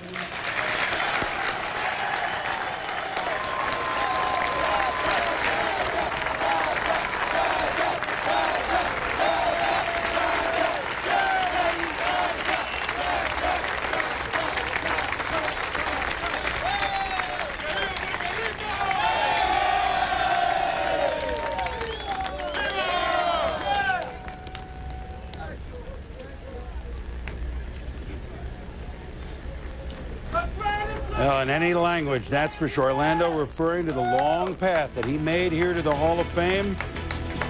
Legal troubles after baseball, but all is forgotten, and he wanted everybody to know that he appreciates everything that everyone has done for him. It's made a lot of people happy. Baseball tonight, this evening at 7:30, the usual Sunday start time. Wrap up of that Yankees-Indians series. Roger Clemens, by the way, pitching today, changed his number from 12 to 22. Maybe he wants the Yankees to get 22 runs instead of 21 runs for him. And so we'll have that at 7:30. Then following that, Sunday Night Baseball. The Cubs at the Mets. The Mets go for the sweep from Shea Stadium at 8 Eastern with John and Joe. And so that coming up tonight. Al Leiter on the hill for the New York Mets, who have inched even closer to the Braves in the NL East. Well, also doled out today the Ford Frick Award for radio and TV. The late Arch McDonald, 22 years, the voice of the Washington Senators. The Arch McDonald II, the grandson, accepted the award. He was called the Rembrandt of Recreation. I love that. And then the J.G. Taylor Spink Award to a gentleman that I know a little bit, Bob Stevens, 40-plus years of covering baseball for the San Francisco Chronicles, the Giants from 58 to 81. Before that, the San Francisco Seals in the Pacific Coast League from 1940 to 1957. And it is a reminder, and I love that there is this wing in Cooperstown, the radio and the writers, who in an era when, well, either TV wasn't around, Peter, or TV was fledgling, they were our eyes and our ears for baseball, and they brought so much enjoyment to everyone's home. Well, as a kid in the 60s, the Giants were my favorite National League team, but it was very hard to be able to remember. This is a team of 5 smart ones. Hall of Famers. I mean, you had Perry and Marichal and Mays and Cepeda. They were such a great in McCovey. Bob Stevens really was my eyes and ears for that team because we didn't have ESPN. We didn't have USA Today. There was no national coverage. You had to read it weekly in the sporting news and places like that.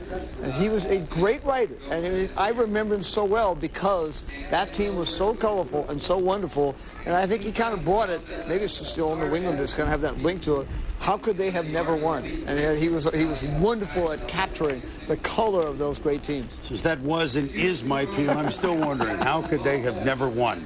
Well, but we thank those gentlemen, and we honor them today for their contribution and meritorious service to the game because it's in their heart as well, Major League Baseball. When we return, 1,500 strikeouts more than anyone else. Unbelievable. Nolan Ryan, 5,714. That's right. He saved the first World Series game ever at Shea Stadium, Game 3. He was a Met. We'll be back.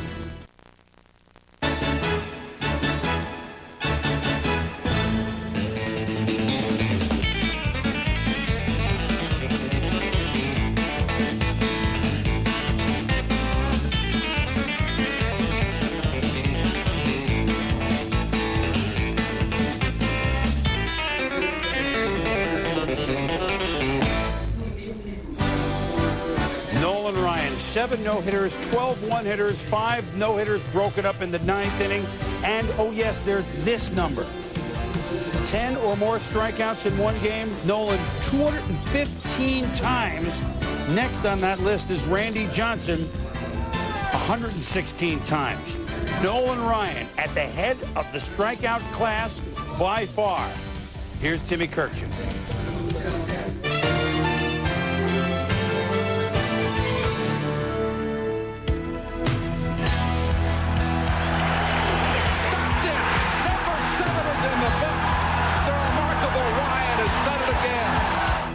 The greatest strikeout pitcher of all time, the most difficult pitcher to hit, and he threw a baseball harder for longer than anyone in history.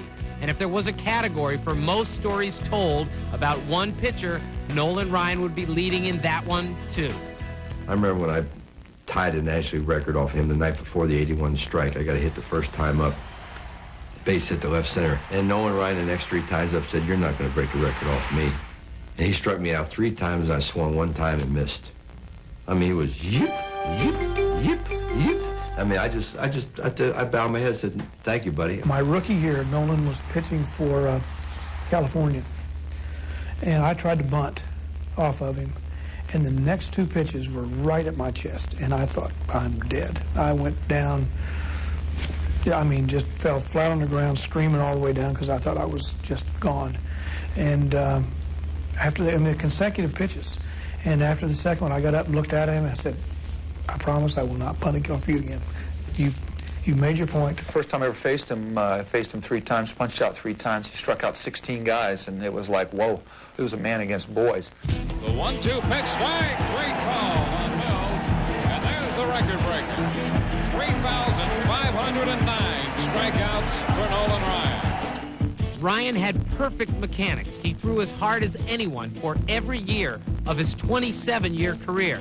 But that streak goes back to his sophomore year in high school. I saw the best arm I've ever seen in my life, and I put that on a report to the New York Mets that night when I got back in and made out my report. This is the best arm I've ever seen in my life. Of course, I saw Bob Feller and Herb score. He told my high school coach, he says, you know, I just came from Colt Stadium. They didn't have the Astrodome in those days. And I saw Jim Maloney and Turk Farrell pitch against each other up there.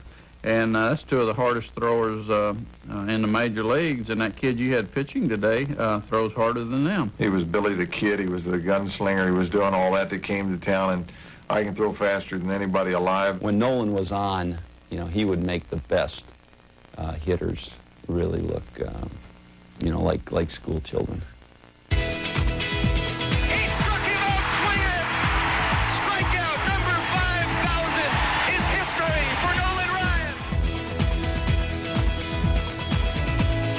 Ryan struck out nearly 1,000 more hitters than Bob Feller and Sandy Koufax combined, but it may never have reached that point had he not been traded to the Angels in 1972. That chance to pitch every fourth day allowed him to compile record strikeout totals and throw the first of 4 no-hitters in 3 seasons. I didn't all of a sudden one day say, well, I think I'm going to become a strikeout pitcher. That was my ability. I was blessed with that. He had that mystique about him. Him and Sandy Koufax, I think, had the same thing, that when they walked out on the mound, they were capable of throwing a no-hitter. Nolan went out there, and by the time he'd thrown about 2 or 3 pitches, all of the guys who were fooling around on the bench were up on the rail. They go, wow, look at this. There wasn't a more feared pitcher in his era. I mean, you ask guys, if you ask most right hitters who would they least like to hit off of, it'd be Nolan Ryan. Nolan was the guy that, you went to bed thinking about. He was the guy that you thought about on the way to the ballpark the next day. When you step in the batter's box against Nolan, the hair on the back of your neck sort of stands up because his presence on the mound was about as intimidating as it got. And he'd grunt and he would scowl. He had a good shtick. You know, he had a good, this is serious business. This is war. You know, I'm going to win. I'm taking no prisoners. He got it! Nolan Ryan! No-hitter number 5. Ryan's work ethic was as legendary as his fastball. After throwing his 7th no-hitter at age 44, he made friends and family wait to celebrate because he had to ride his exercise bike for 45 minutes. My drive and desire to play the game and being competitive, and I really enjoyed what I did. And as I got older, it became even more of a challenge to be able to maintain that style and to stay on that level. Ryan won 324 games, but he lost more games, 292, than anyone in this century. But that doesn't detract from his overall dominance. He pitched for some bad teams. That's why his record was, at one time, pretty close to a 500 record. I don't care. I mean, you give me a big game, give me Nolan Ryan. I'll take Nolan Ryan all day. I'll take Nolan Ryan against the 27 Yankees. I get a lot of satisfaction out of knowing that I worked hard and I took advantage of the situation that I had, and I was very fortunate to have some very good things happen.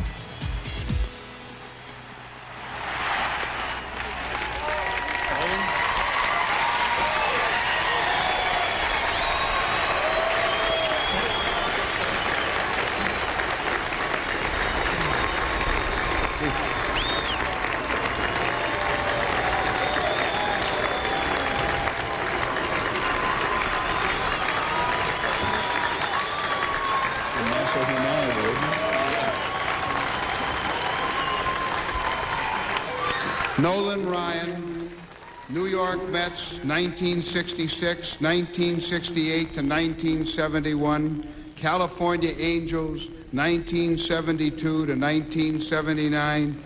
Houston Astros, 1980 to 1988. And the Texas Rangers, 1989 to 1993.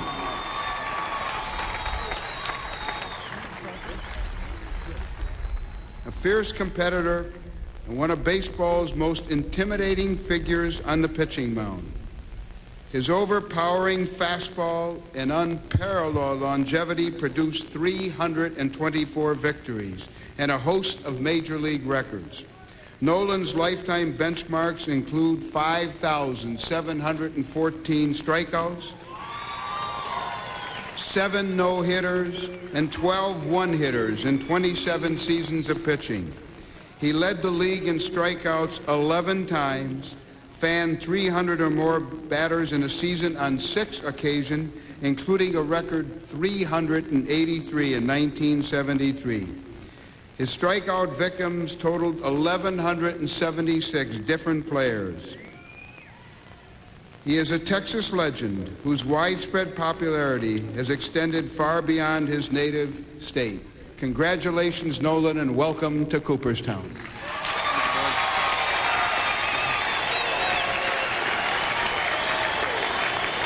Thank you.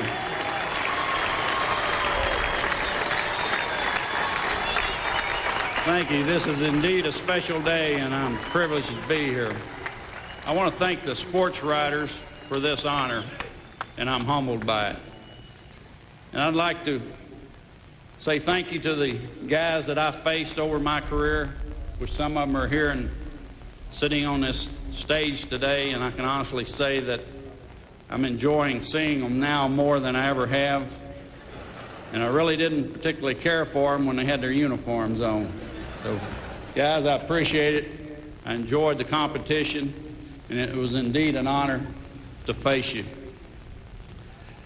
I'm going to spend my time today just thanking the people that played a role in my career, because I truly do believe that I was blessed by a lot of people that paths crossed mine as I went down the road of my career. My ability to throw a baseball was a gift. It was a God-given gift, and I'm truly appreciative of that gift. It took me a while to figure that out and to realize what a gift that I'd been given. And when I finally did, I dedicated myself to be the best pitcher I possibly could be for as long as I possibly could be. I had the pleasure, as Robin said, to live a childhood dream as many young Americans and Puerto Rican children live who play youth baseball. And I feel honored and very thankful for that opportunity. My parents played a very big role in my life. And as growing up as the last of 6 children, I didn't realize the influence that my parents had on me. And if they were here today, they would be very proud, not only for this honor, but the fact that my 4 sisters and my brother are here today sharing this honor with me. And they would be very proud to look at their children and see what they've accomplished in their life and see that their dedication and their work ethic had paid off and that they had instilled that in all their children. And I really feel like that they have passed that on to their children, and hopefully it'll continue to be passed on to generations to come.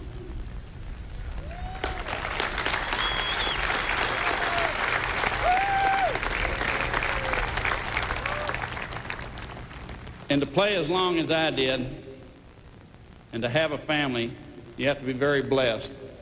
And I was with my wife, Ruth. Ruth, I appreciate the job you did.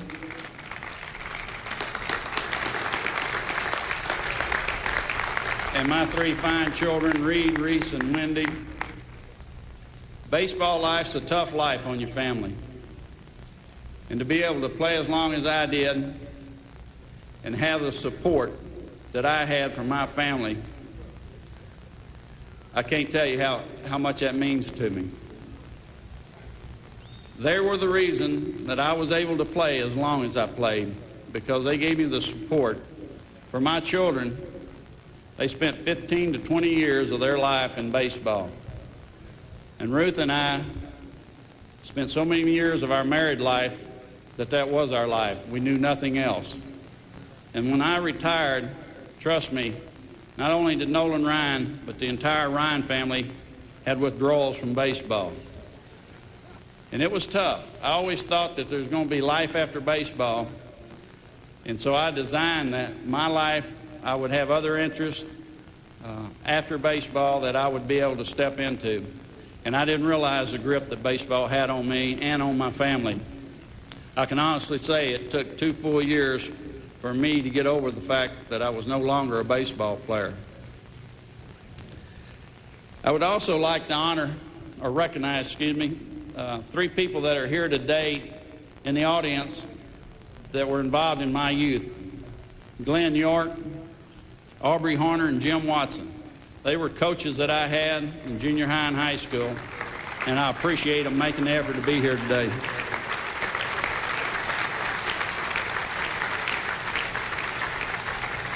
Red Murph, the scout that signed me for the Mets, is here with us today. And I'm proud to say that Red is a friend, and that Red took more of an interest in me at an early age. He thought when he saw me at 6'2" and 140, he wasn't discouraged by my build and by the way I threw the baseball, as many other scouts were. And I appreciate the fact that Red spent so much time with me and worked to help me become a better pitcher. Thank you, Red.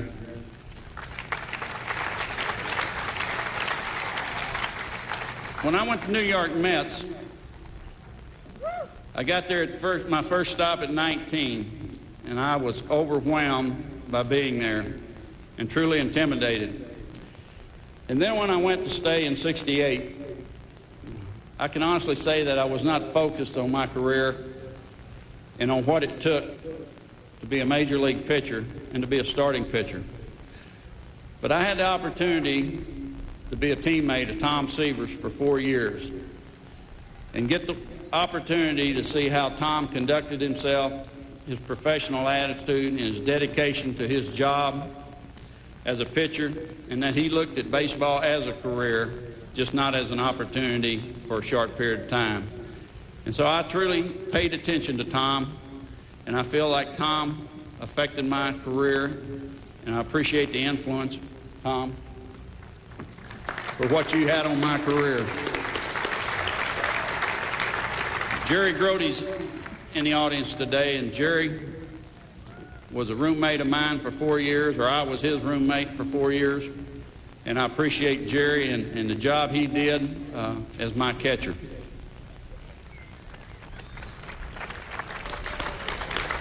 When I got traded to the California Angels, I really wasn't that excited about going to the Angels because it meant changing leagues and also a whole new set of teammates.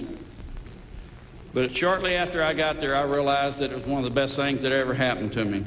I like to refer to my years with the Angels as the foundation of my career. And while I was there, I had the opportunity to develop friendships with three very unique people. I still think that Gene Autry is the best owner that I ever played for, and I was proud to be able to say that Gene and I were friends.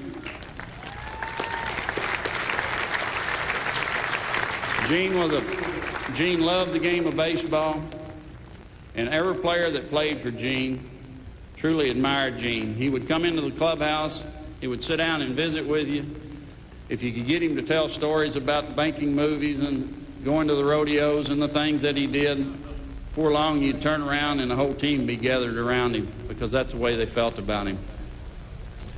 Also, when I went to the Angels, Tom Morgan was a pitching coach. And Tom Morgan took Nolan Ryan on as a special project. And I truly appreciated the effort that Tom gave me and the fact that he wasn't going to allow me to stumble and fall. And if Tom was here today, I'd walk up to him and tell him that was one of the best things that ever happened to me. And then we had Jimmy Reese, a really close friend of mine, who I'm proud to say that we named our second son Reese after, because that's how much he meant to us. And we spent a lot of time in those days on the road, and I really feel like that he helped me as far as my conditioning program because of the hours and hours that I would spend with him chasing fungos and having him hit me ground balls. I can't honestly say that he improved me as a fielder, but I was in better shape. Also, Jeff Tolborg's here today, who caught my first no-hitter. Jeff, I appreciate it. Our years with the Angels were great, and I truly enjoy you as a friend. When I went to Houston as a free agent, I really felt like that those years in Houston had a very stabilizing effect on my career and my family, because it gave us an opportunity to live in Texas for 9 years at home, where the kids did not have to be uprooted from one school to the next and to have 2 households. So I truly am thankful for John McMullen for giving me an opportunity to play for the Houston Astros for 9 years. And when I went to Houston, they had a conditioning coach by the name of Gene Coleman, and that was the first time that I'd gone to an organization that had a program with a weight room and designed specifically for pitchers. And I feel like that through Gene Coleman that I learned more about conditioning and helped learn about the aging process and how you could slow it down, and I feel like that's why I was able to pitch as long as I did. And also, I have a very special friend that participated in that ownership by the name of Don Sanders. And Don, I appreciate your friendship. You played a role not only with myself, but many of the Astros and the Astro families by making it enjoyable and fun to be a Houston Astro. And so many of us would take our children on the road trips, and Don would always be there with his children, and we would find fun things to do and made tough situations much better for us and our family. And Don, I appreciate that.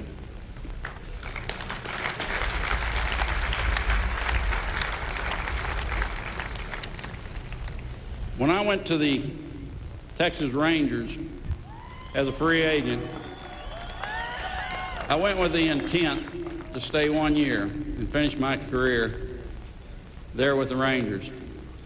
And I stayed 5. And the reason I stayed 5 is because of the Texas Rangers.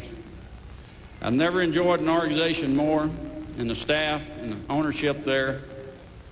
I appreciate all they've done for me.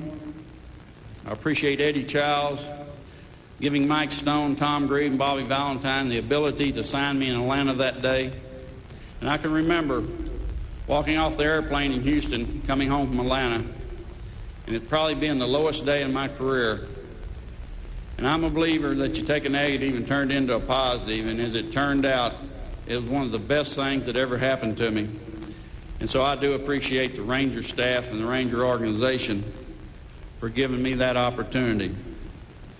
And while I was there, I was very fortunate to have a pitching coach by the name of Tom House. And Tom and I are of the same age, and Tom is a coach that's always on the cutting edge. And I really enjoyed our association together, and he would always come up with new training techniques that we would try and see how they would work into my routine. And because of our friendship and Tom pushing me, I think I got in the best shape of my life during the years that I was with the Rangers. And Tom, I really miss those days that we spent in the weight room and out on the field working together. And that last year you weren't there, I can really say, buddy, I miss you. Thank you for being here today. And there's other people that I came in contact with in my life on my baseball career that necessarily weren't on the playing field or in uniform.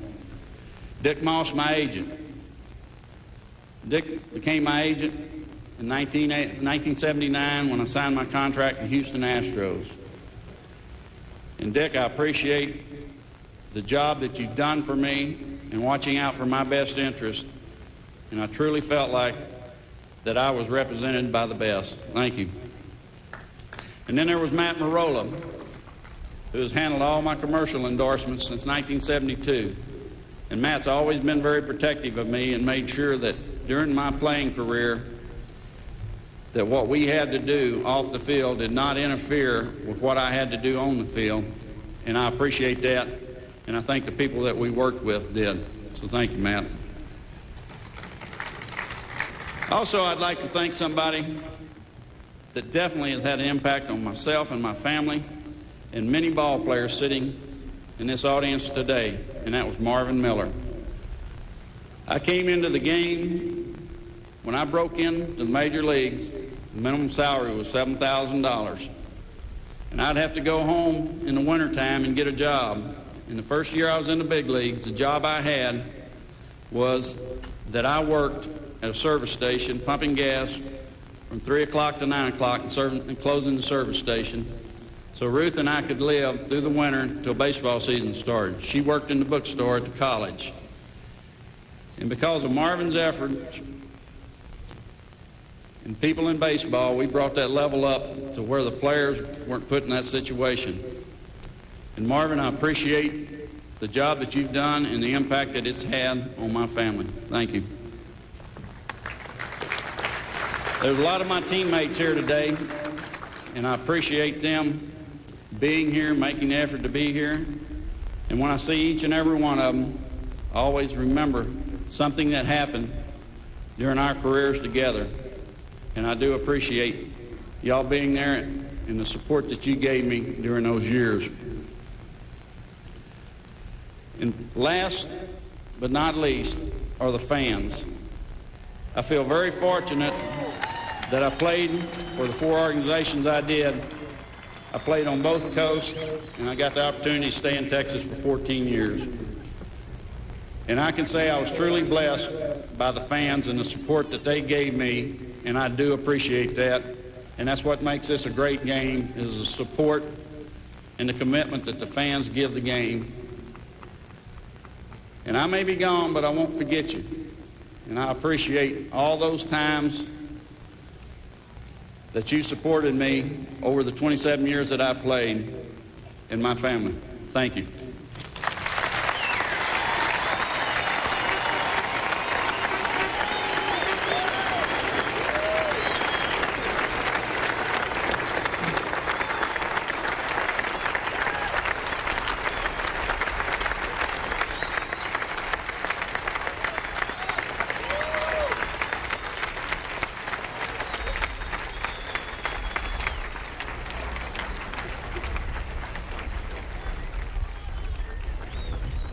"27 years in the major leagues.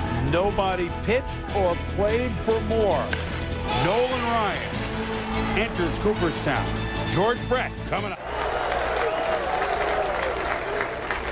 Stand by here at Cooperstown, because the only man to win batting titles in 3 different decades, 76, 80, and 90, George Brett, is about to be enshrined. And he can win batting titles with or without pine tar. By the way, that was 16 years ago yesterday. We'll be back.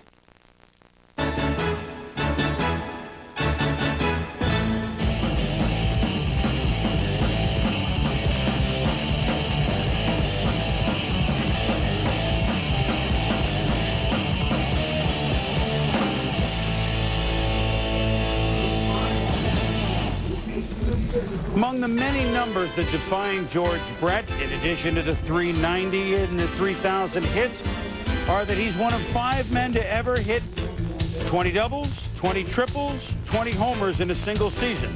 That happened in 1979. It hadn't happened since Willie Mays, the last year of the New York Giants, did it in 1957.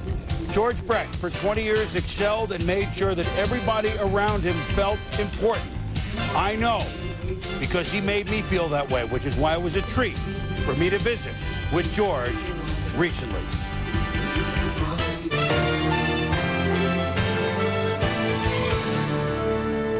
I tell you, if everyone played the game like George, it would be one tremendous game. When I saw him, I could see right away that this kid was going to be something special, and special indeed he turned out to be. To love baseball is to love George Brett. You could see it in his face and in his eyes at the age of 20 when he arrived in Kansas City in 1973. And you could see it when he retired from those same Royals 3,154 hits later in 1993 at the age of 40. He was the biggest kid on our team.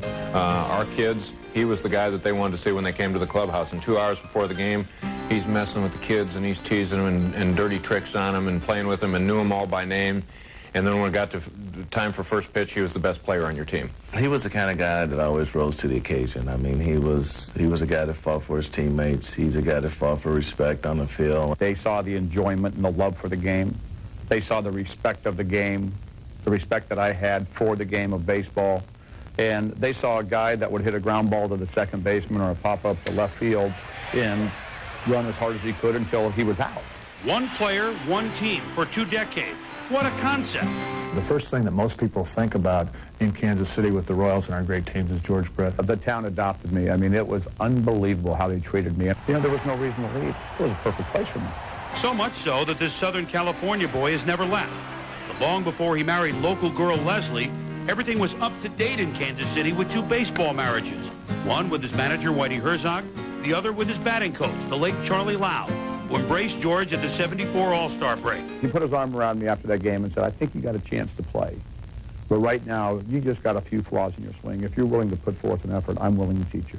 However, this is not going to be a one-week deal. This is going to be, you have to give me your soul, give me your heart, and trust me on this one. I really believe if it wasn't for that man, that I wouldn't be sitting here today. In just 2 years, 1976, Brett won his first of 3 batting titles, and the Royals were playoff perennials. But for 3 straight years, they ran into those damn Yankees. 76, it was devastating. You know, you're in tears in the locker room. 77, the same thing. 78, losing to the Yankees again. I mean, frustrating times that you never think you'll get over. But when you look back, it's still a great experience and something that really, I think, built some character in me later on in life. All of this made 1980 so much sweeter when the Royals beat the Yankees in 3 straight. The home run, the moonshot you hit off Goose Gossage in the 3rd game. Okay. You're rounding the bases. Do you sneak a peek in your dugout? No. You know, I knew Goose was going to throw something hard. And I just said to myself, you know, I'm going to move up a little bit on the plate. I'm going to try to get the head of the bat out. And if I pull it, if I get it in the air, it's going to be a bonus. And I got it in the air. It was one of the farthest balls I've ever hit in my life. Although a World Series win was not in the cards against the Phillies, a run at history sure was. It was September, and Brett was hitting above 400. When I hit, I didn't hear the crowd. I didn't feel the weather. I didn't feel the coldness or the sweat, you know, the heat. A lot of times, I didn't even know what pitch I hit. It was one of those days in Milwaukee where it can get really cold and the wind was coming in off the lake. I remember George hitting that night with no batting gloves on. And by the end of the night, he had gone 5 for 5. And as the scoreboard flashed, congratulations, George, you've just raised your average to 407. And I know that we're closing in on the end of the Major League season, and I'm just sitting out there in the field shaking my head at this guy. It was very, very impressive.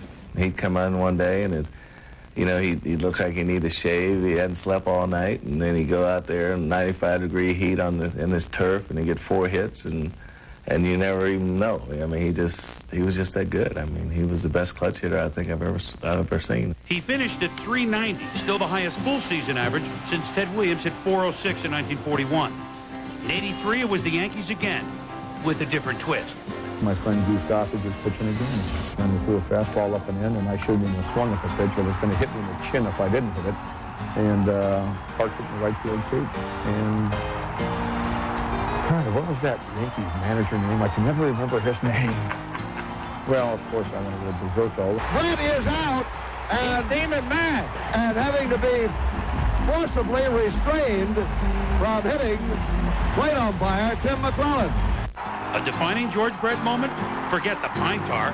Try down 2-0 to Toronto in the 1985 ALCS. To come into Game 3 at home, hit a home run my first at bat off Roy Alexander. I hit a 2-run home run in the 5th or the 6th inning to left center to tie the game at 5, and scored the winning run in the bottom of the 8th, and catching the top to end the game was the best game I've played by far, in the most crucial situation at that time, even though we went on to lose Game 4. But they won Games 5, 6, and 7. And in the All-Missouri Series, they came back to win Games 6 and 7 against St. Louis. After all the work, Brett and the Royals were finally champions. One of the greatest feelings I've ever had in a baseball uniform. Because, you know, when you win a World Series, everybody in uniform feels that same way as you do. What was left individually? The quest for 3,000 hits. Late in the 92 season, back in the shadows of where he grew up in Anaheim. Now, I've kind of pictured this, that something that is that magical, that number, obviously you're not going to do it your first attempt at it. Because you're going to get up there and you're going to be so tense and thinking about it. That I got up there and I was the most relaxed I've ever been in my life. George Brett with a 4-for-4 night in Southern California has his 3,000th hit. What would you like, or what do you think, George, your legacy is? A gamer, someone that respected the game of baseball and had fun. I don't think anybody had as much fun as I did playing, on or off the field. I had fun.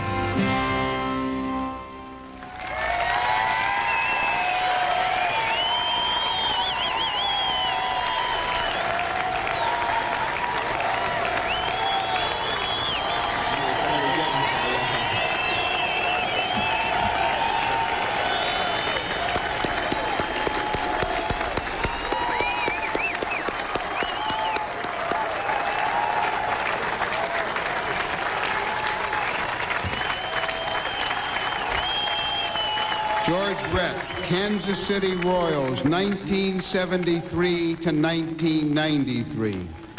George played each game with ceaseless intensity and unbridled passion.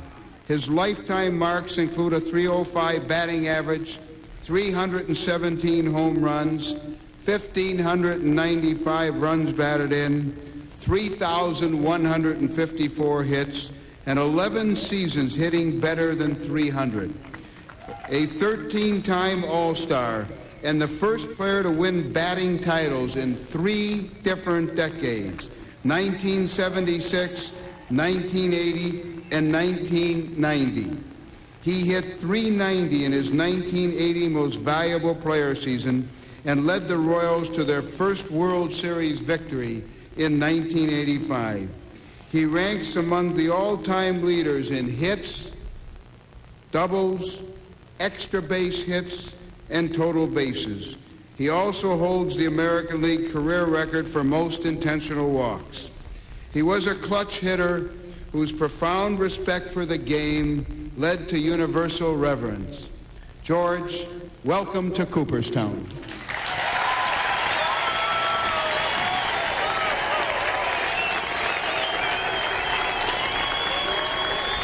Thank you. God, Robin, you don't know how lucky you were to go first. Thank you, Kansas City.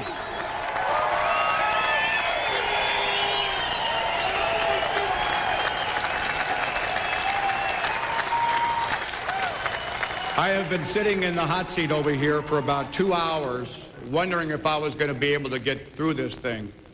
I saw Robin get through brilliantly and the other inductees, and hopefully I'll be able to do a job as well as they have. But obviously it's a big thrill for me to be here today. First of all, I would like to thank the Baseball Writers of America for their overwhelming support in naming me into the Hall of Fame this year. I dreamt the same way Ryan did, or Nolan did, and I dreamt the same way Robin did. And this is a dream come true. I would also like to thank the staff of the Hall of Fame for making me and my family feel so welcome, all the kindness that you've given us. You are truly, and I mean this, you are truly the game's caretakers, and you're doing a wonderful job.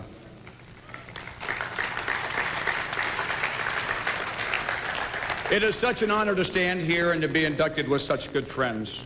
Robin Yount, whom I played against for all those years.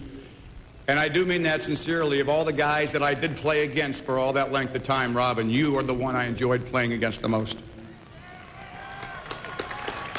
So congratulations to all you people in Milwaukee. You saw one of the best ball players I ever saw. To Orlando Cepeda, who came over in 1974 and thought I wasn't going to make it. I'm glad you don't scout for the Royals, Orlando. And to Nolan Ryan, a guy I played against 13 years and never said boo to, and he never said boo to me either. Until January 6th, when I met him in New York after we were announced we were going in the Hall of Fame. And since then, Nolan, I think we've developed a little friendship, and hopefully it'll grow within years.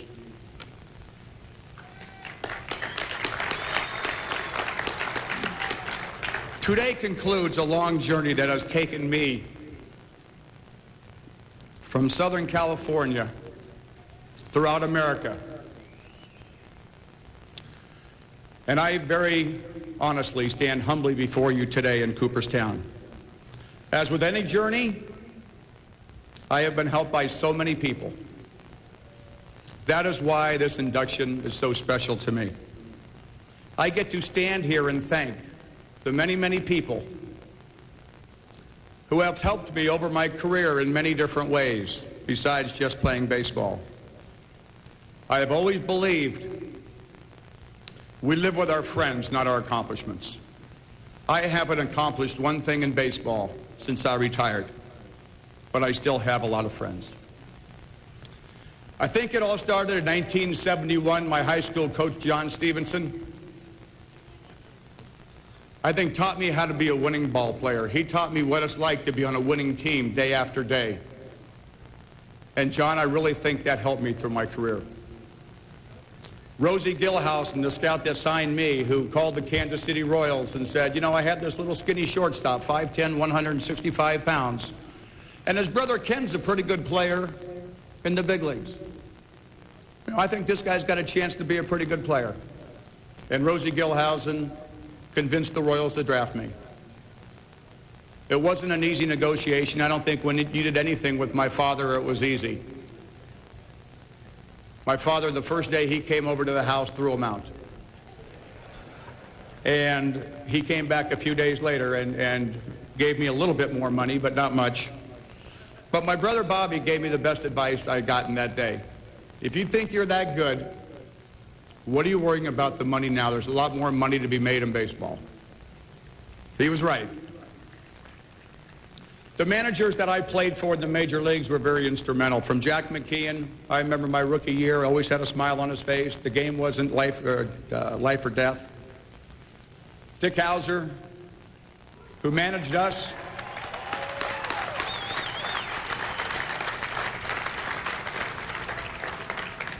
Managed the Kansas City Royals to our first world championship in 1985 and then left us all too soon.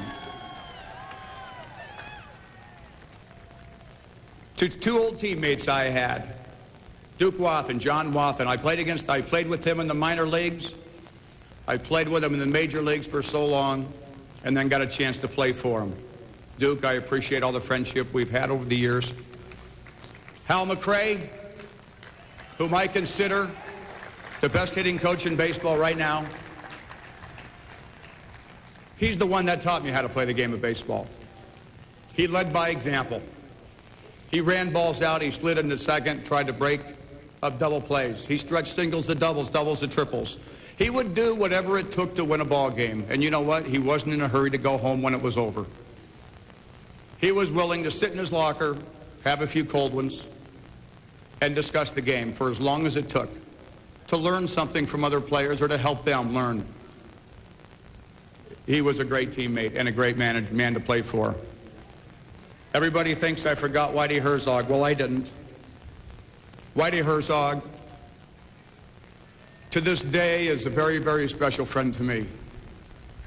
I remember his first day when he came over to manage the Kansas City Royals. He said, George, you're playing third and you're hitting third every day as long as I'm managing. Prior to that, I was hitting sixth or seventh or first or third. You know, it didn't matter. But he showed some confidence in me, and that gave me stability as a major leaguer. And not only that, Whitey, all those home-cooked meals you gave me when I was single and needed a home-cooked meal once a summer. The hunting trips, the fishing trips, the golf games that we had. You're a very special man. I'd like to thank the Kansas City Royal organization for their support over so many years. I signed with them in 1971, and I'm still with them. Hopefully, I'll be with them for a long time.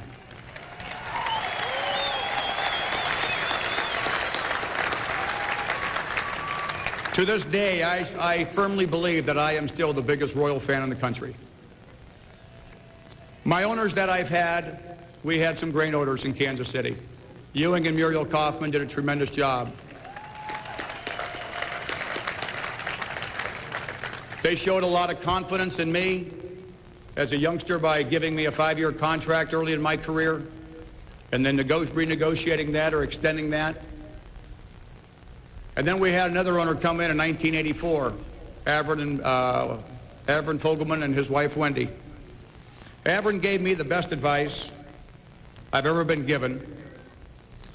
In 1984, he pulled me in one day, and he says, you know, you spent 43 days on the disabled list, and I'm paying you more money than anybody else on this team. He said, what I want you to do next year is go get yourself in the best shape you possibly can, and you come to spring training and you go out and help us win a World Series. We were capable of doing that. Sure enough, in 1984, the winter, a friend of mine from high school took off work. We worked out. I came to spring training in the best shape of my life. I got there and everybody thought I was sick. They said, George, you're too skinny, gain 10 pounds. Well, you know what? I gained about 5 back all summer and had the best year I had and we won the World Series.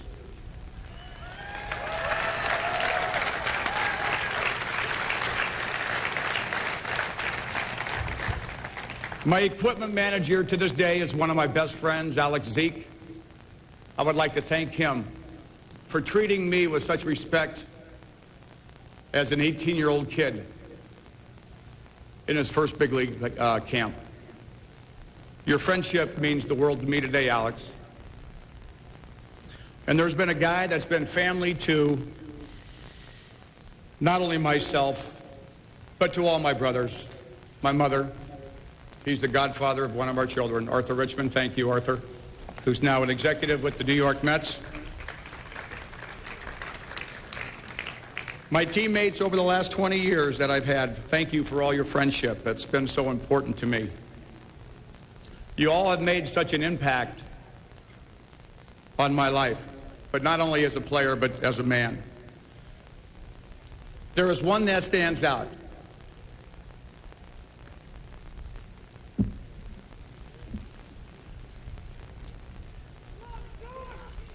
Jamie Quirk.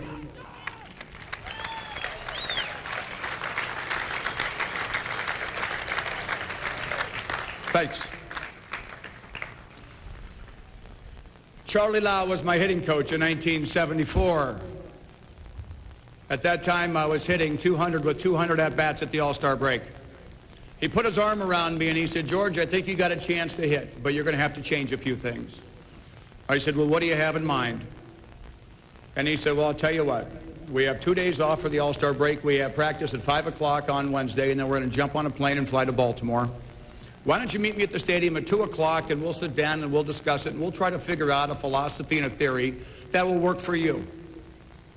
Well, we got out there, and we looked at video of players that he's helped before and other players that he wanted to maybe model myself after. And we started to take batting practice every day. I think for as long as Charlie Lau was our hitting coach, he and I had extra batting practice, 3 o'clock on the road, 4 o'clock at home. Some days it was for 5 swings, 10 swings, just to make sure you didn't lose anything from the day before. And some days might have been for 15, 20 minutes, trying to find out what's happened from the night before. But Charlie, thank you so much for molding me as a ball player and making today possible.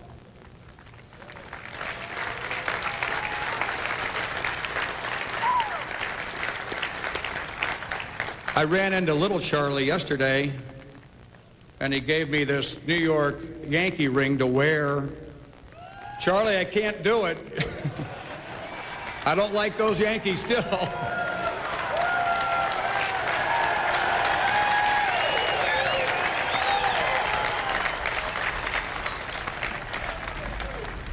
To my brothers,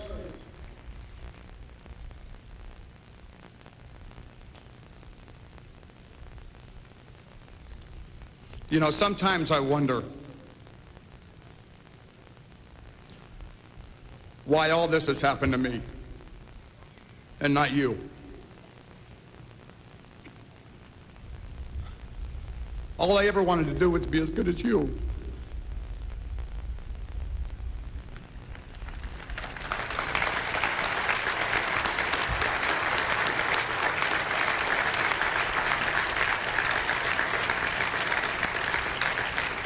Right now, I wish it was one of you, believe me. But I know the respect you all have for the game. And I know how hard, I know you know how hard it really is to play. So thank you for all your support.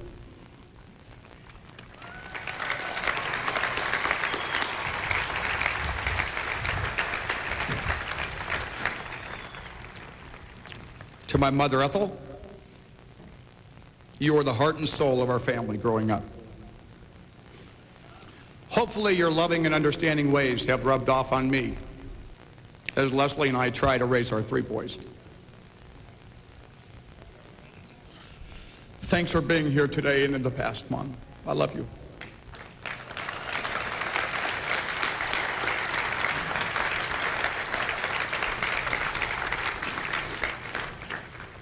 And to my father, who passed away in 1992, prior to me getting 3,000 hits and right after I had gotten married. He's never seen his grandchildren. at least my 3 boys.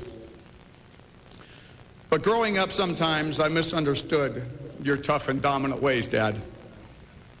But as I've grown up, I have realized what your goals were.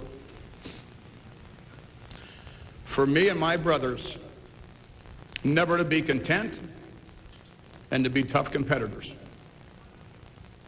I think we all learned well from you. Thank you.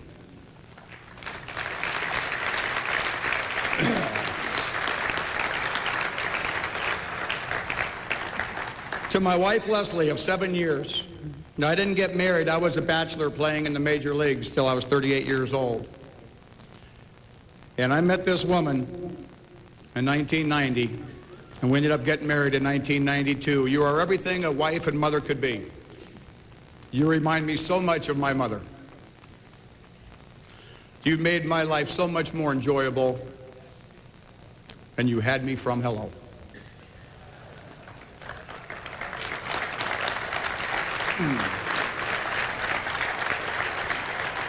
To my 3 boys, Jackson, Dylan, and Robin, you've given me such great joy. Whatever you choose to do in life, sons, I only hope you have the Brett work ethic. Strive to be your best, and I will always try to be there for you. And the fans of Kansas City,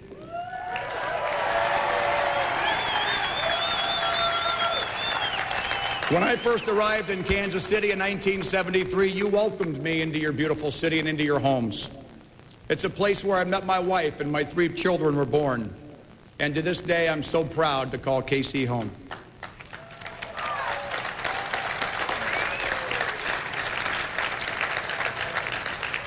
Many of you have made this trip, and I really appreciate that. I know Cooperstown is a long way from Kansas City.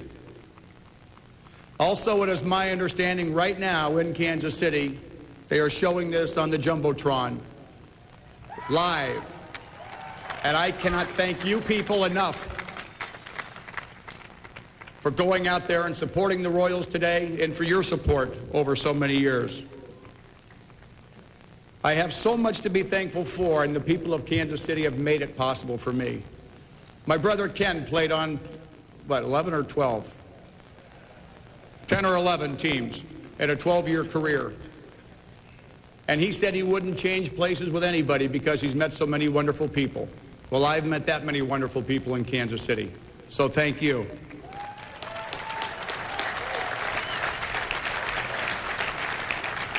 To all my friends who made this trip from all over the country, from San Diego to Memphis, St. Louis, Florida, Southern California, Spokane. I even had a friend of mine flying with his wife and 2 daughters from Honolulu. That's a long flight. I can't thank you enough for coming out here and sharing this moment with myself and my family. And to everybody here, thank you for making this weekend such a wonderful and unforgettable night. I will never, ever forget the last 3 days. Thank you.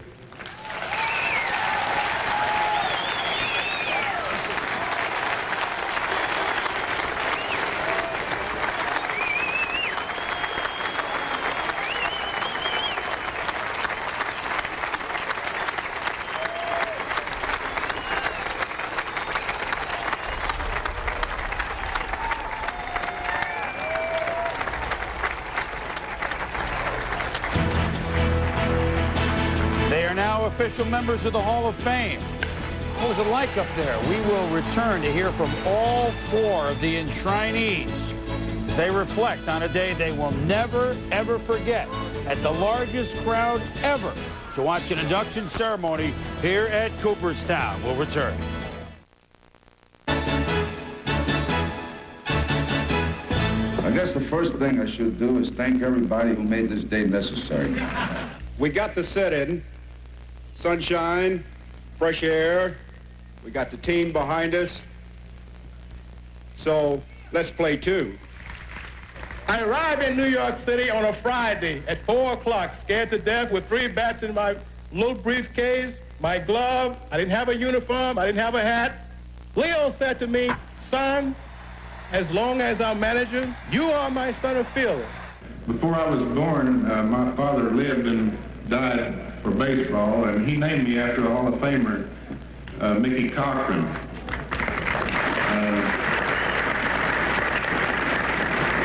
I'm not sure if my dad knew it or not, but his real name was Gordon. And I hope there's no Gordons here today, but I'm glad that he didn't name me Gordon. And now George Brett and Nolan Ryan and Robin Yount and Orlando Cepeda take their place among some of the greats you just saw and that you saw on the podium. When we return, we'll talk to all of them after they take a deep, deep breath of an afternoon that neither they nor we shall forget. Stay with us. More coming up from Cooperstown in a moment.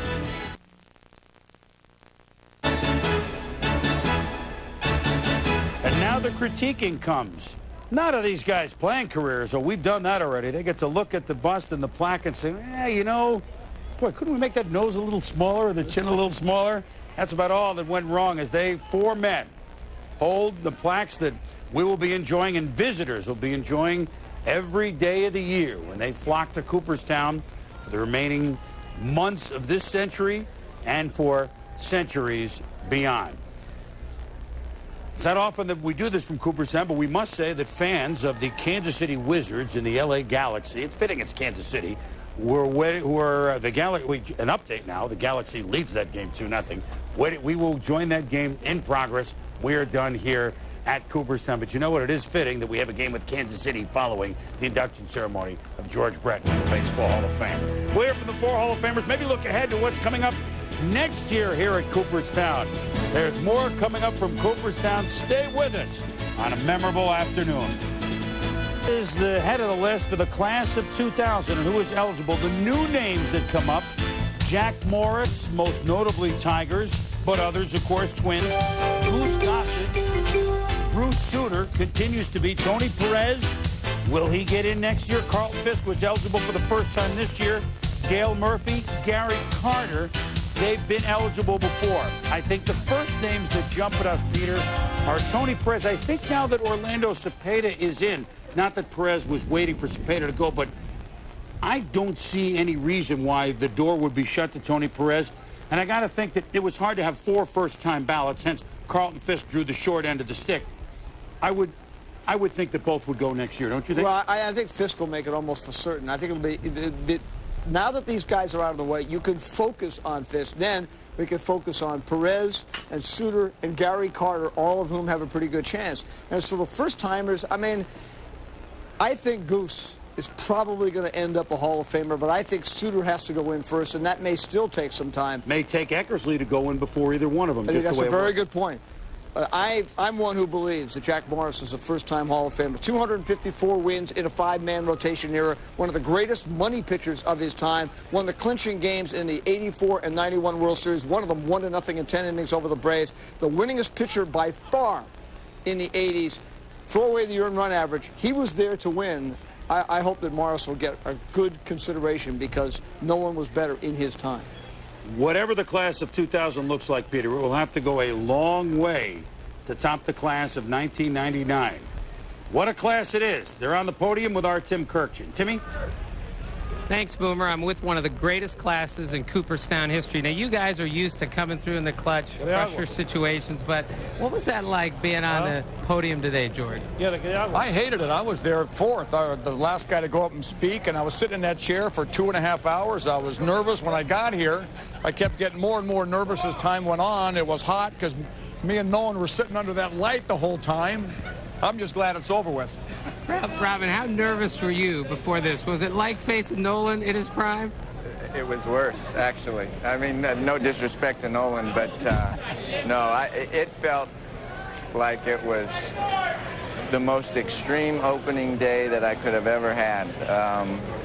Fortunately, I was able to go first, get it out of the way, and then sit back and enjoy the rest of the day. I mean, I was fine for my speech, but George had me balling. Nolan, how did you enjoy today as far as emotions and everything else go? Well, I really enjoyed it. And I think the thing, and I think George touched on it, is all the people that came here to share this day with you made it so special. But like Robin, sitting up here, preparing yourself to go up there, you know, I was out of my element, and I'd be the first to admit that, you know, and so your comfort level isn't very good. So it's a relief to get it over with. You certainly appreciate being here and getting this honor, and to have these people share it with you is just overwhelming. Orlando, what will you take away from today and from this weekend in the Hall of Fame? What memory will you take away? Everything. The whole last 3 days, because like Nolan saying and George and Robin, you wait for this for so long. Then when you get here, you can wait to be over, because this is everything. And you play for a long time, and you play opening game, World Series, All-Star game, or nothing like this. This is incredible. I will never forget this. I'm so happy because coming from Puerto Rico, such a small island, and being here representing my people is a wonderful feeling. I'm so proud to be here today among Nolan and George and Robin, everybody. It's beautiful, great memory. George, you kind of lost it when you talked to the family, talked about the family today. You expected to lose it, I'm sure. Yeah, even doing it in rehearsal, I was practicing, you know, and thinking about it. Okay, what am I going to say about my brothers? Because they all played professional baseball, and their dreams were just like mine to make it to the big leagues and to play a long time and someday make it to the Hall of Fame. And you know, it's true. Sometimes I ask myself, why did I make it and them not? They were all better athletes than I were. I was not as good a hitter as my brother Ken. To this day, I'm probably not as good a hitter as my brother Ken. But, you know, for some reason, I was blessed and I made it. And I saw them all sitting out there, and I just felt for them. Robin, you talked a little about Harvey Keene today. Tell us what he really meant to your career. Well, Harvey was the one that literally got me started. He wasn't the manager when I first came to the Brewers, but he was the hitting coach. We had a great relationship. I had a great relationship with he and his wife and his kids, and it was more than an on-the-field relationship. Here I was a young kid. He started young. He played shortstop. I played shortstop. He moved out there. So we had so much in common. He played the game like this guy played the game, and he was a great example, a great mentor to me. Nolan, from now on, you're going to be referred to as Hall of Famer Nolan Ryan, just like all you guys. How neat will that be that you will have that next to your name for the rest of your life? Well, that'll really be neat. I was always a little uncomfortable about people introducing you as future Hall of Famer. You know, I didn't like that.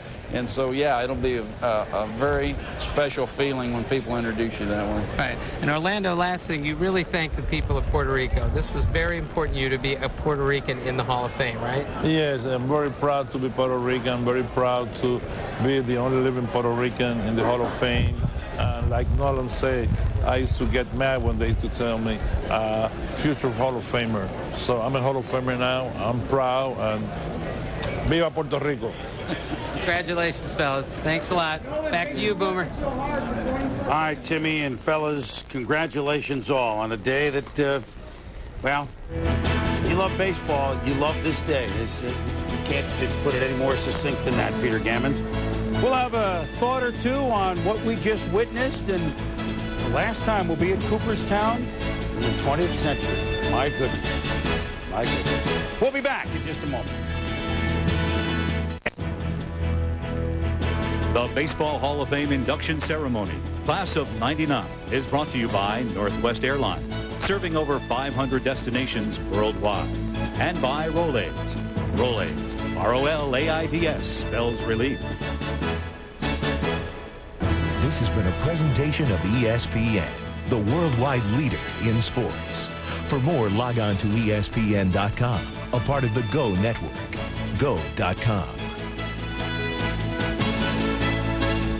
Oh, what a great day. The largest crowd ever to watch an induction ceremony here, 60 years of them. The first one in 1939, they were up on the hills, they were up on the sides, and they're still lingering because they can't get enough of the day. I think the class of '99, Peter, the key part of that statement is class.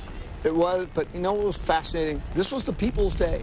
I mean, there are players who are great, there are players who are popular, there are players with great statistics, but what was fascinating, particularly with Robin Yount and George Beth, but Nolan too, there are people that treated clubhouse kids well, there are people who treated parking lot attendants well, and amazingly had this interrelationship and intermingling with their fans, and we really felt it today. Not many players are part of the fans that support their teams. George and Robin most definitely were. Well, maybe it's part of where George and Robin played, smaller Midwest cities where the togetherness is. And, of course, Nolan ended up his career in Houston and Texas, at home in Texas. And Orlando talked about people, too. They talked about people and friends and what they do. These are great people who happen to be great ball players. So our privilege to share it with you today. For Tim Kurkjian and Peter Gammons, I'm Chris Berman. Thanks for watching us here in Cooperstown.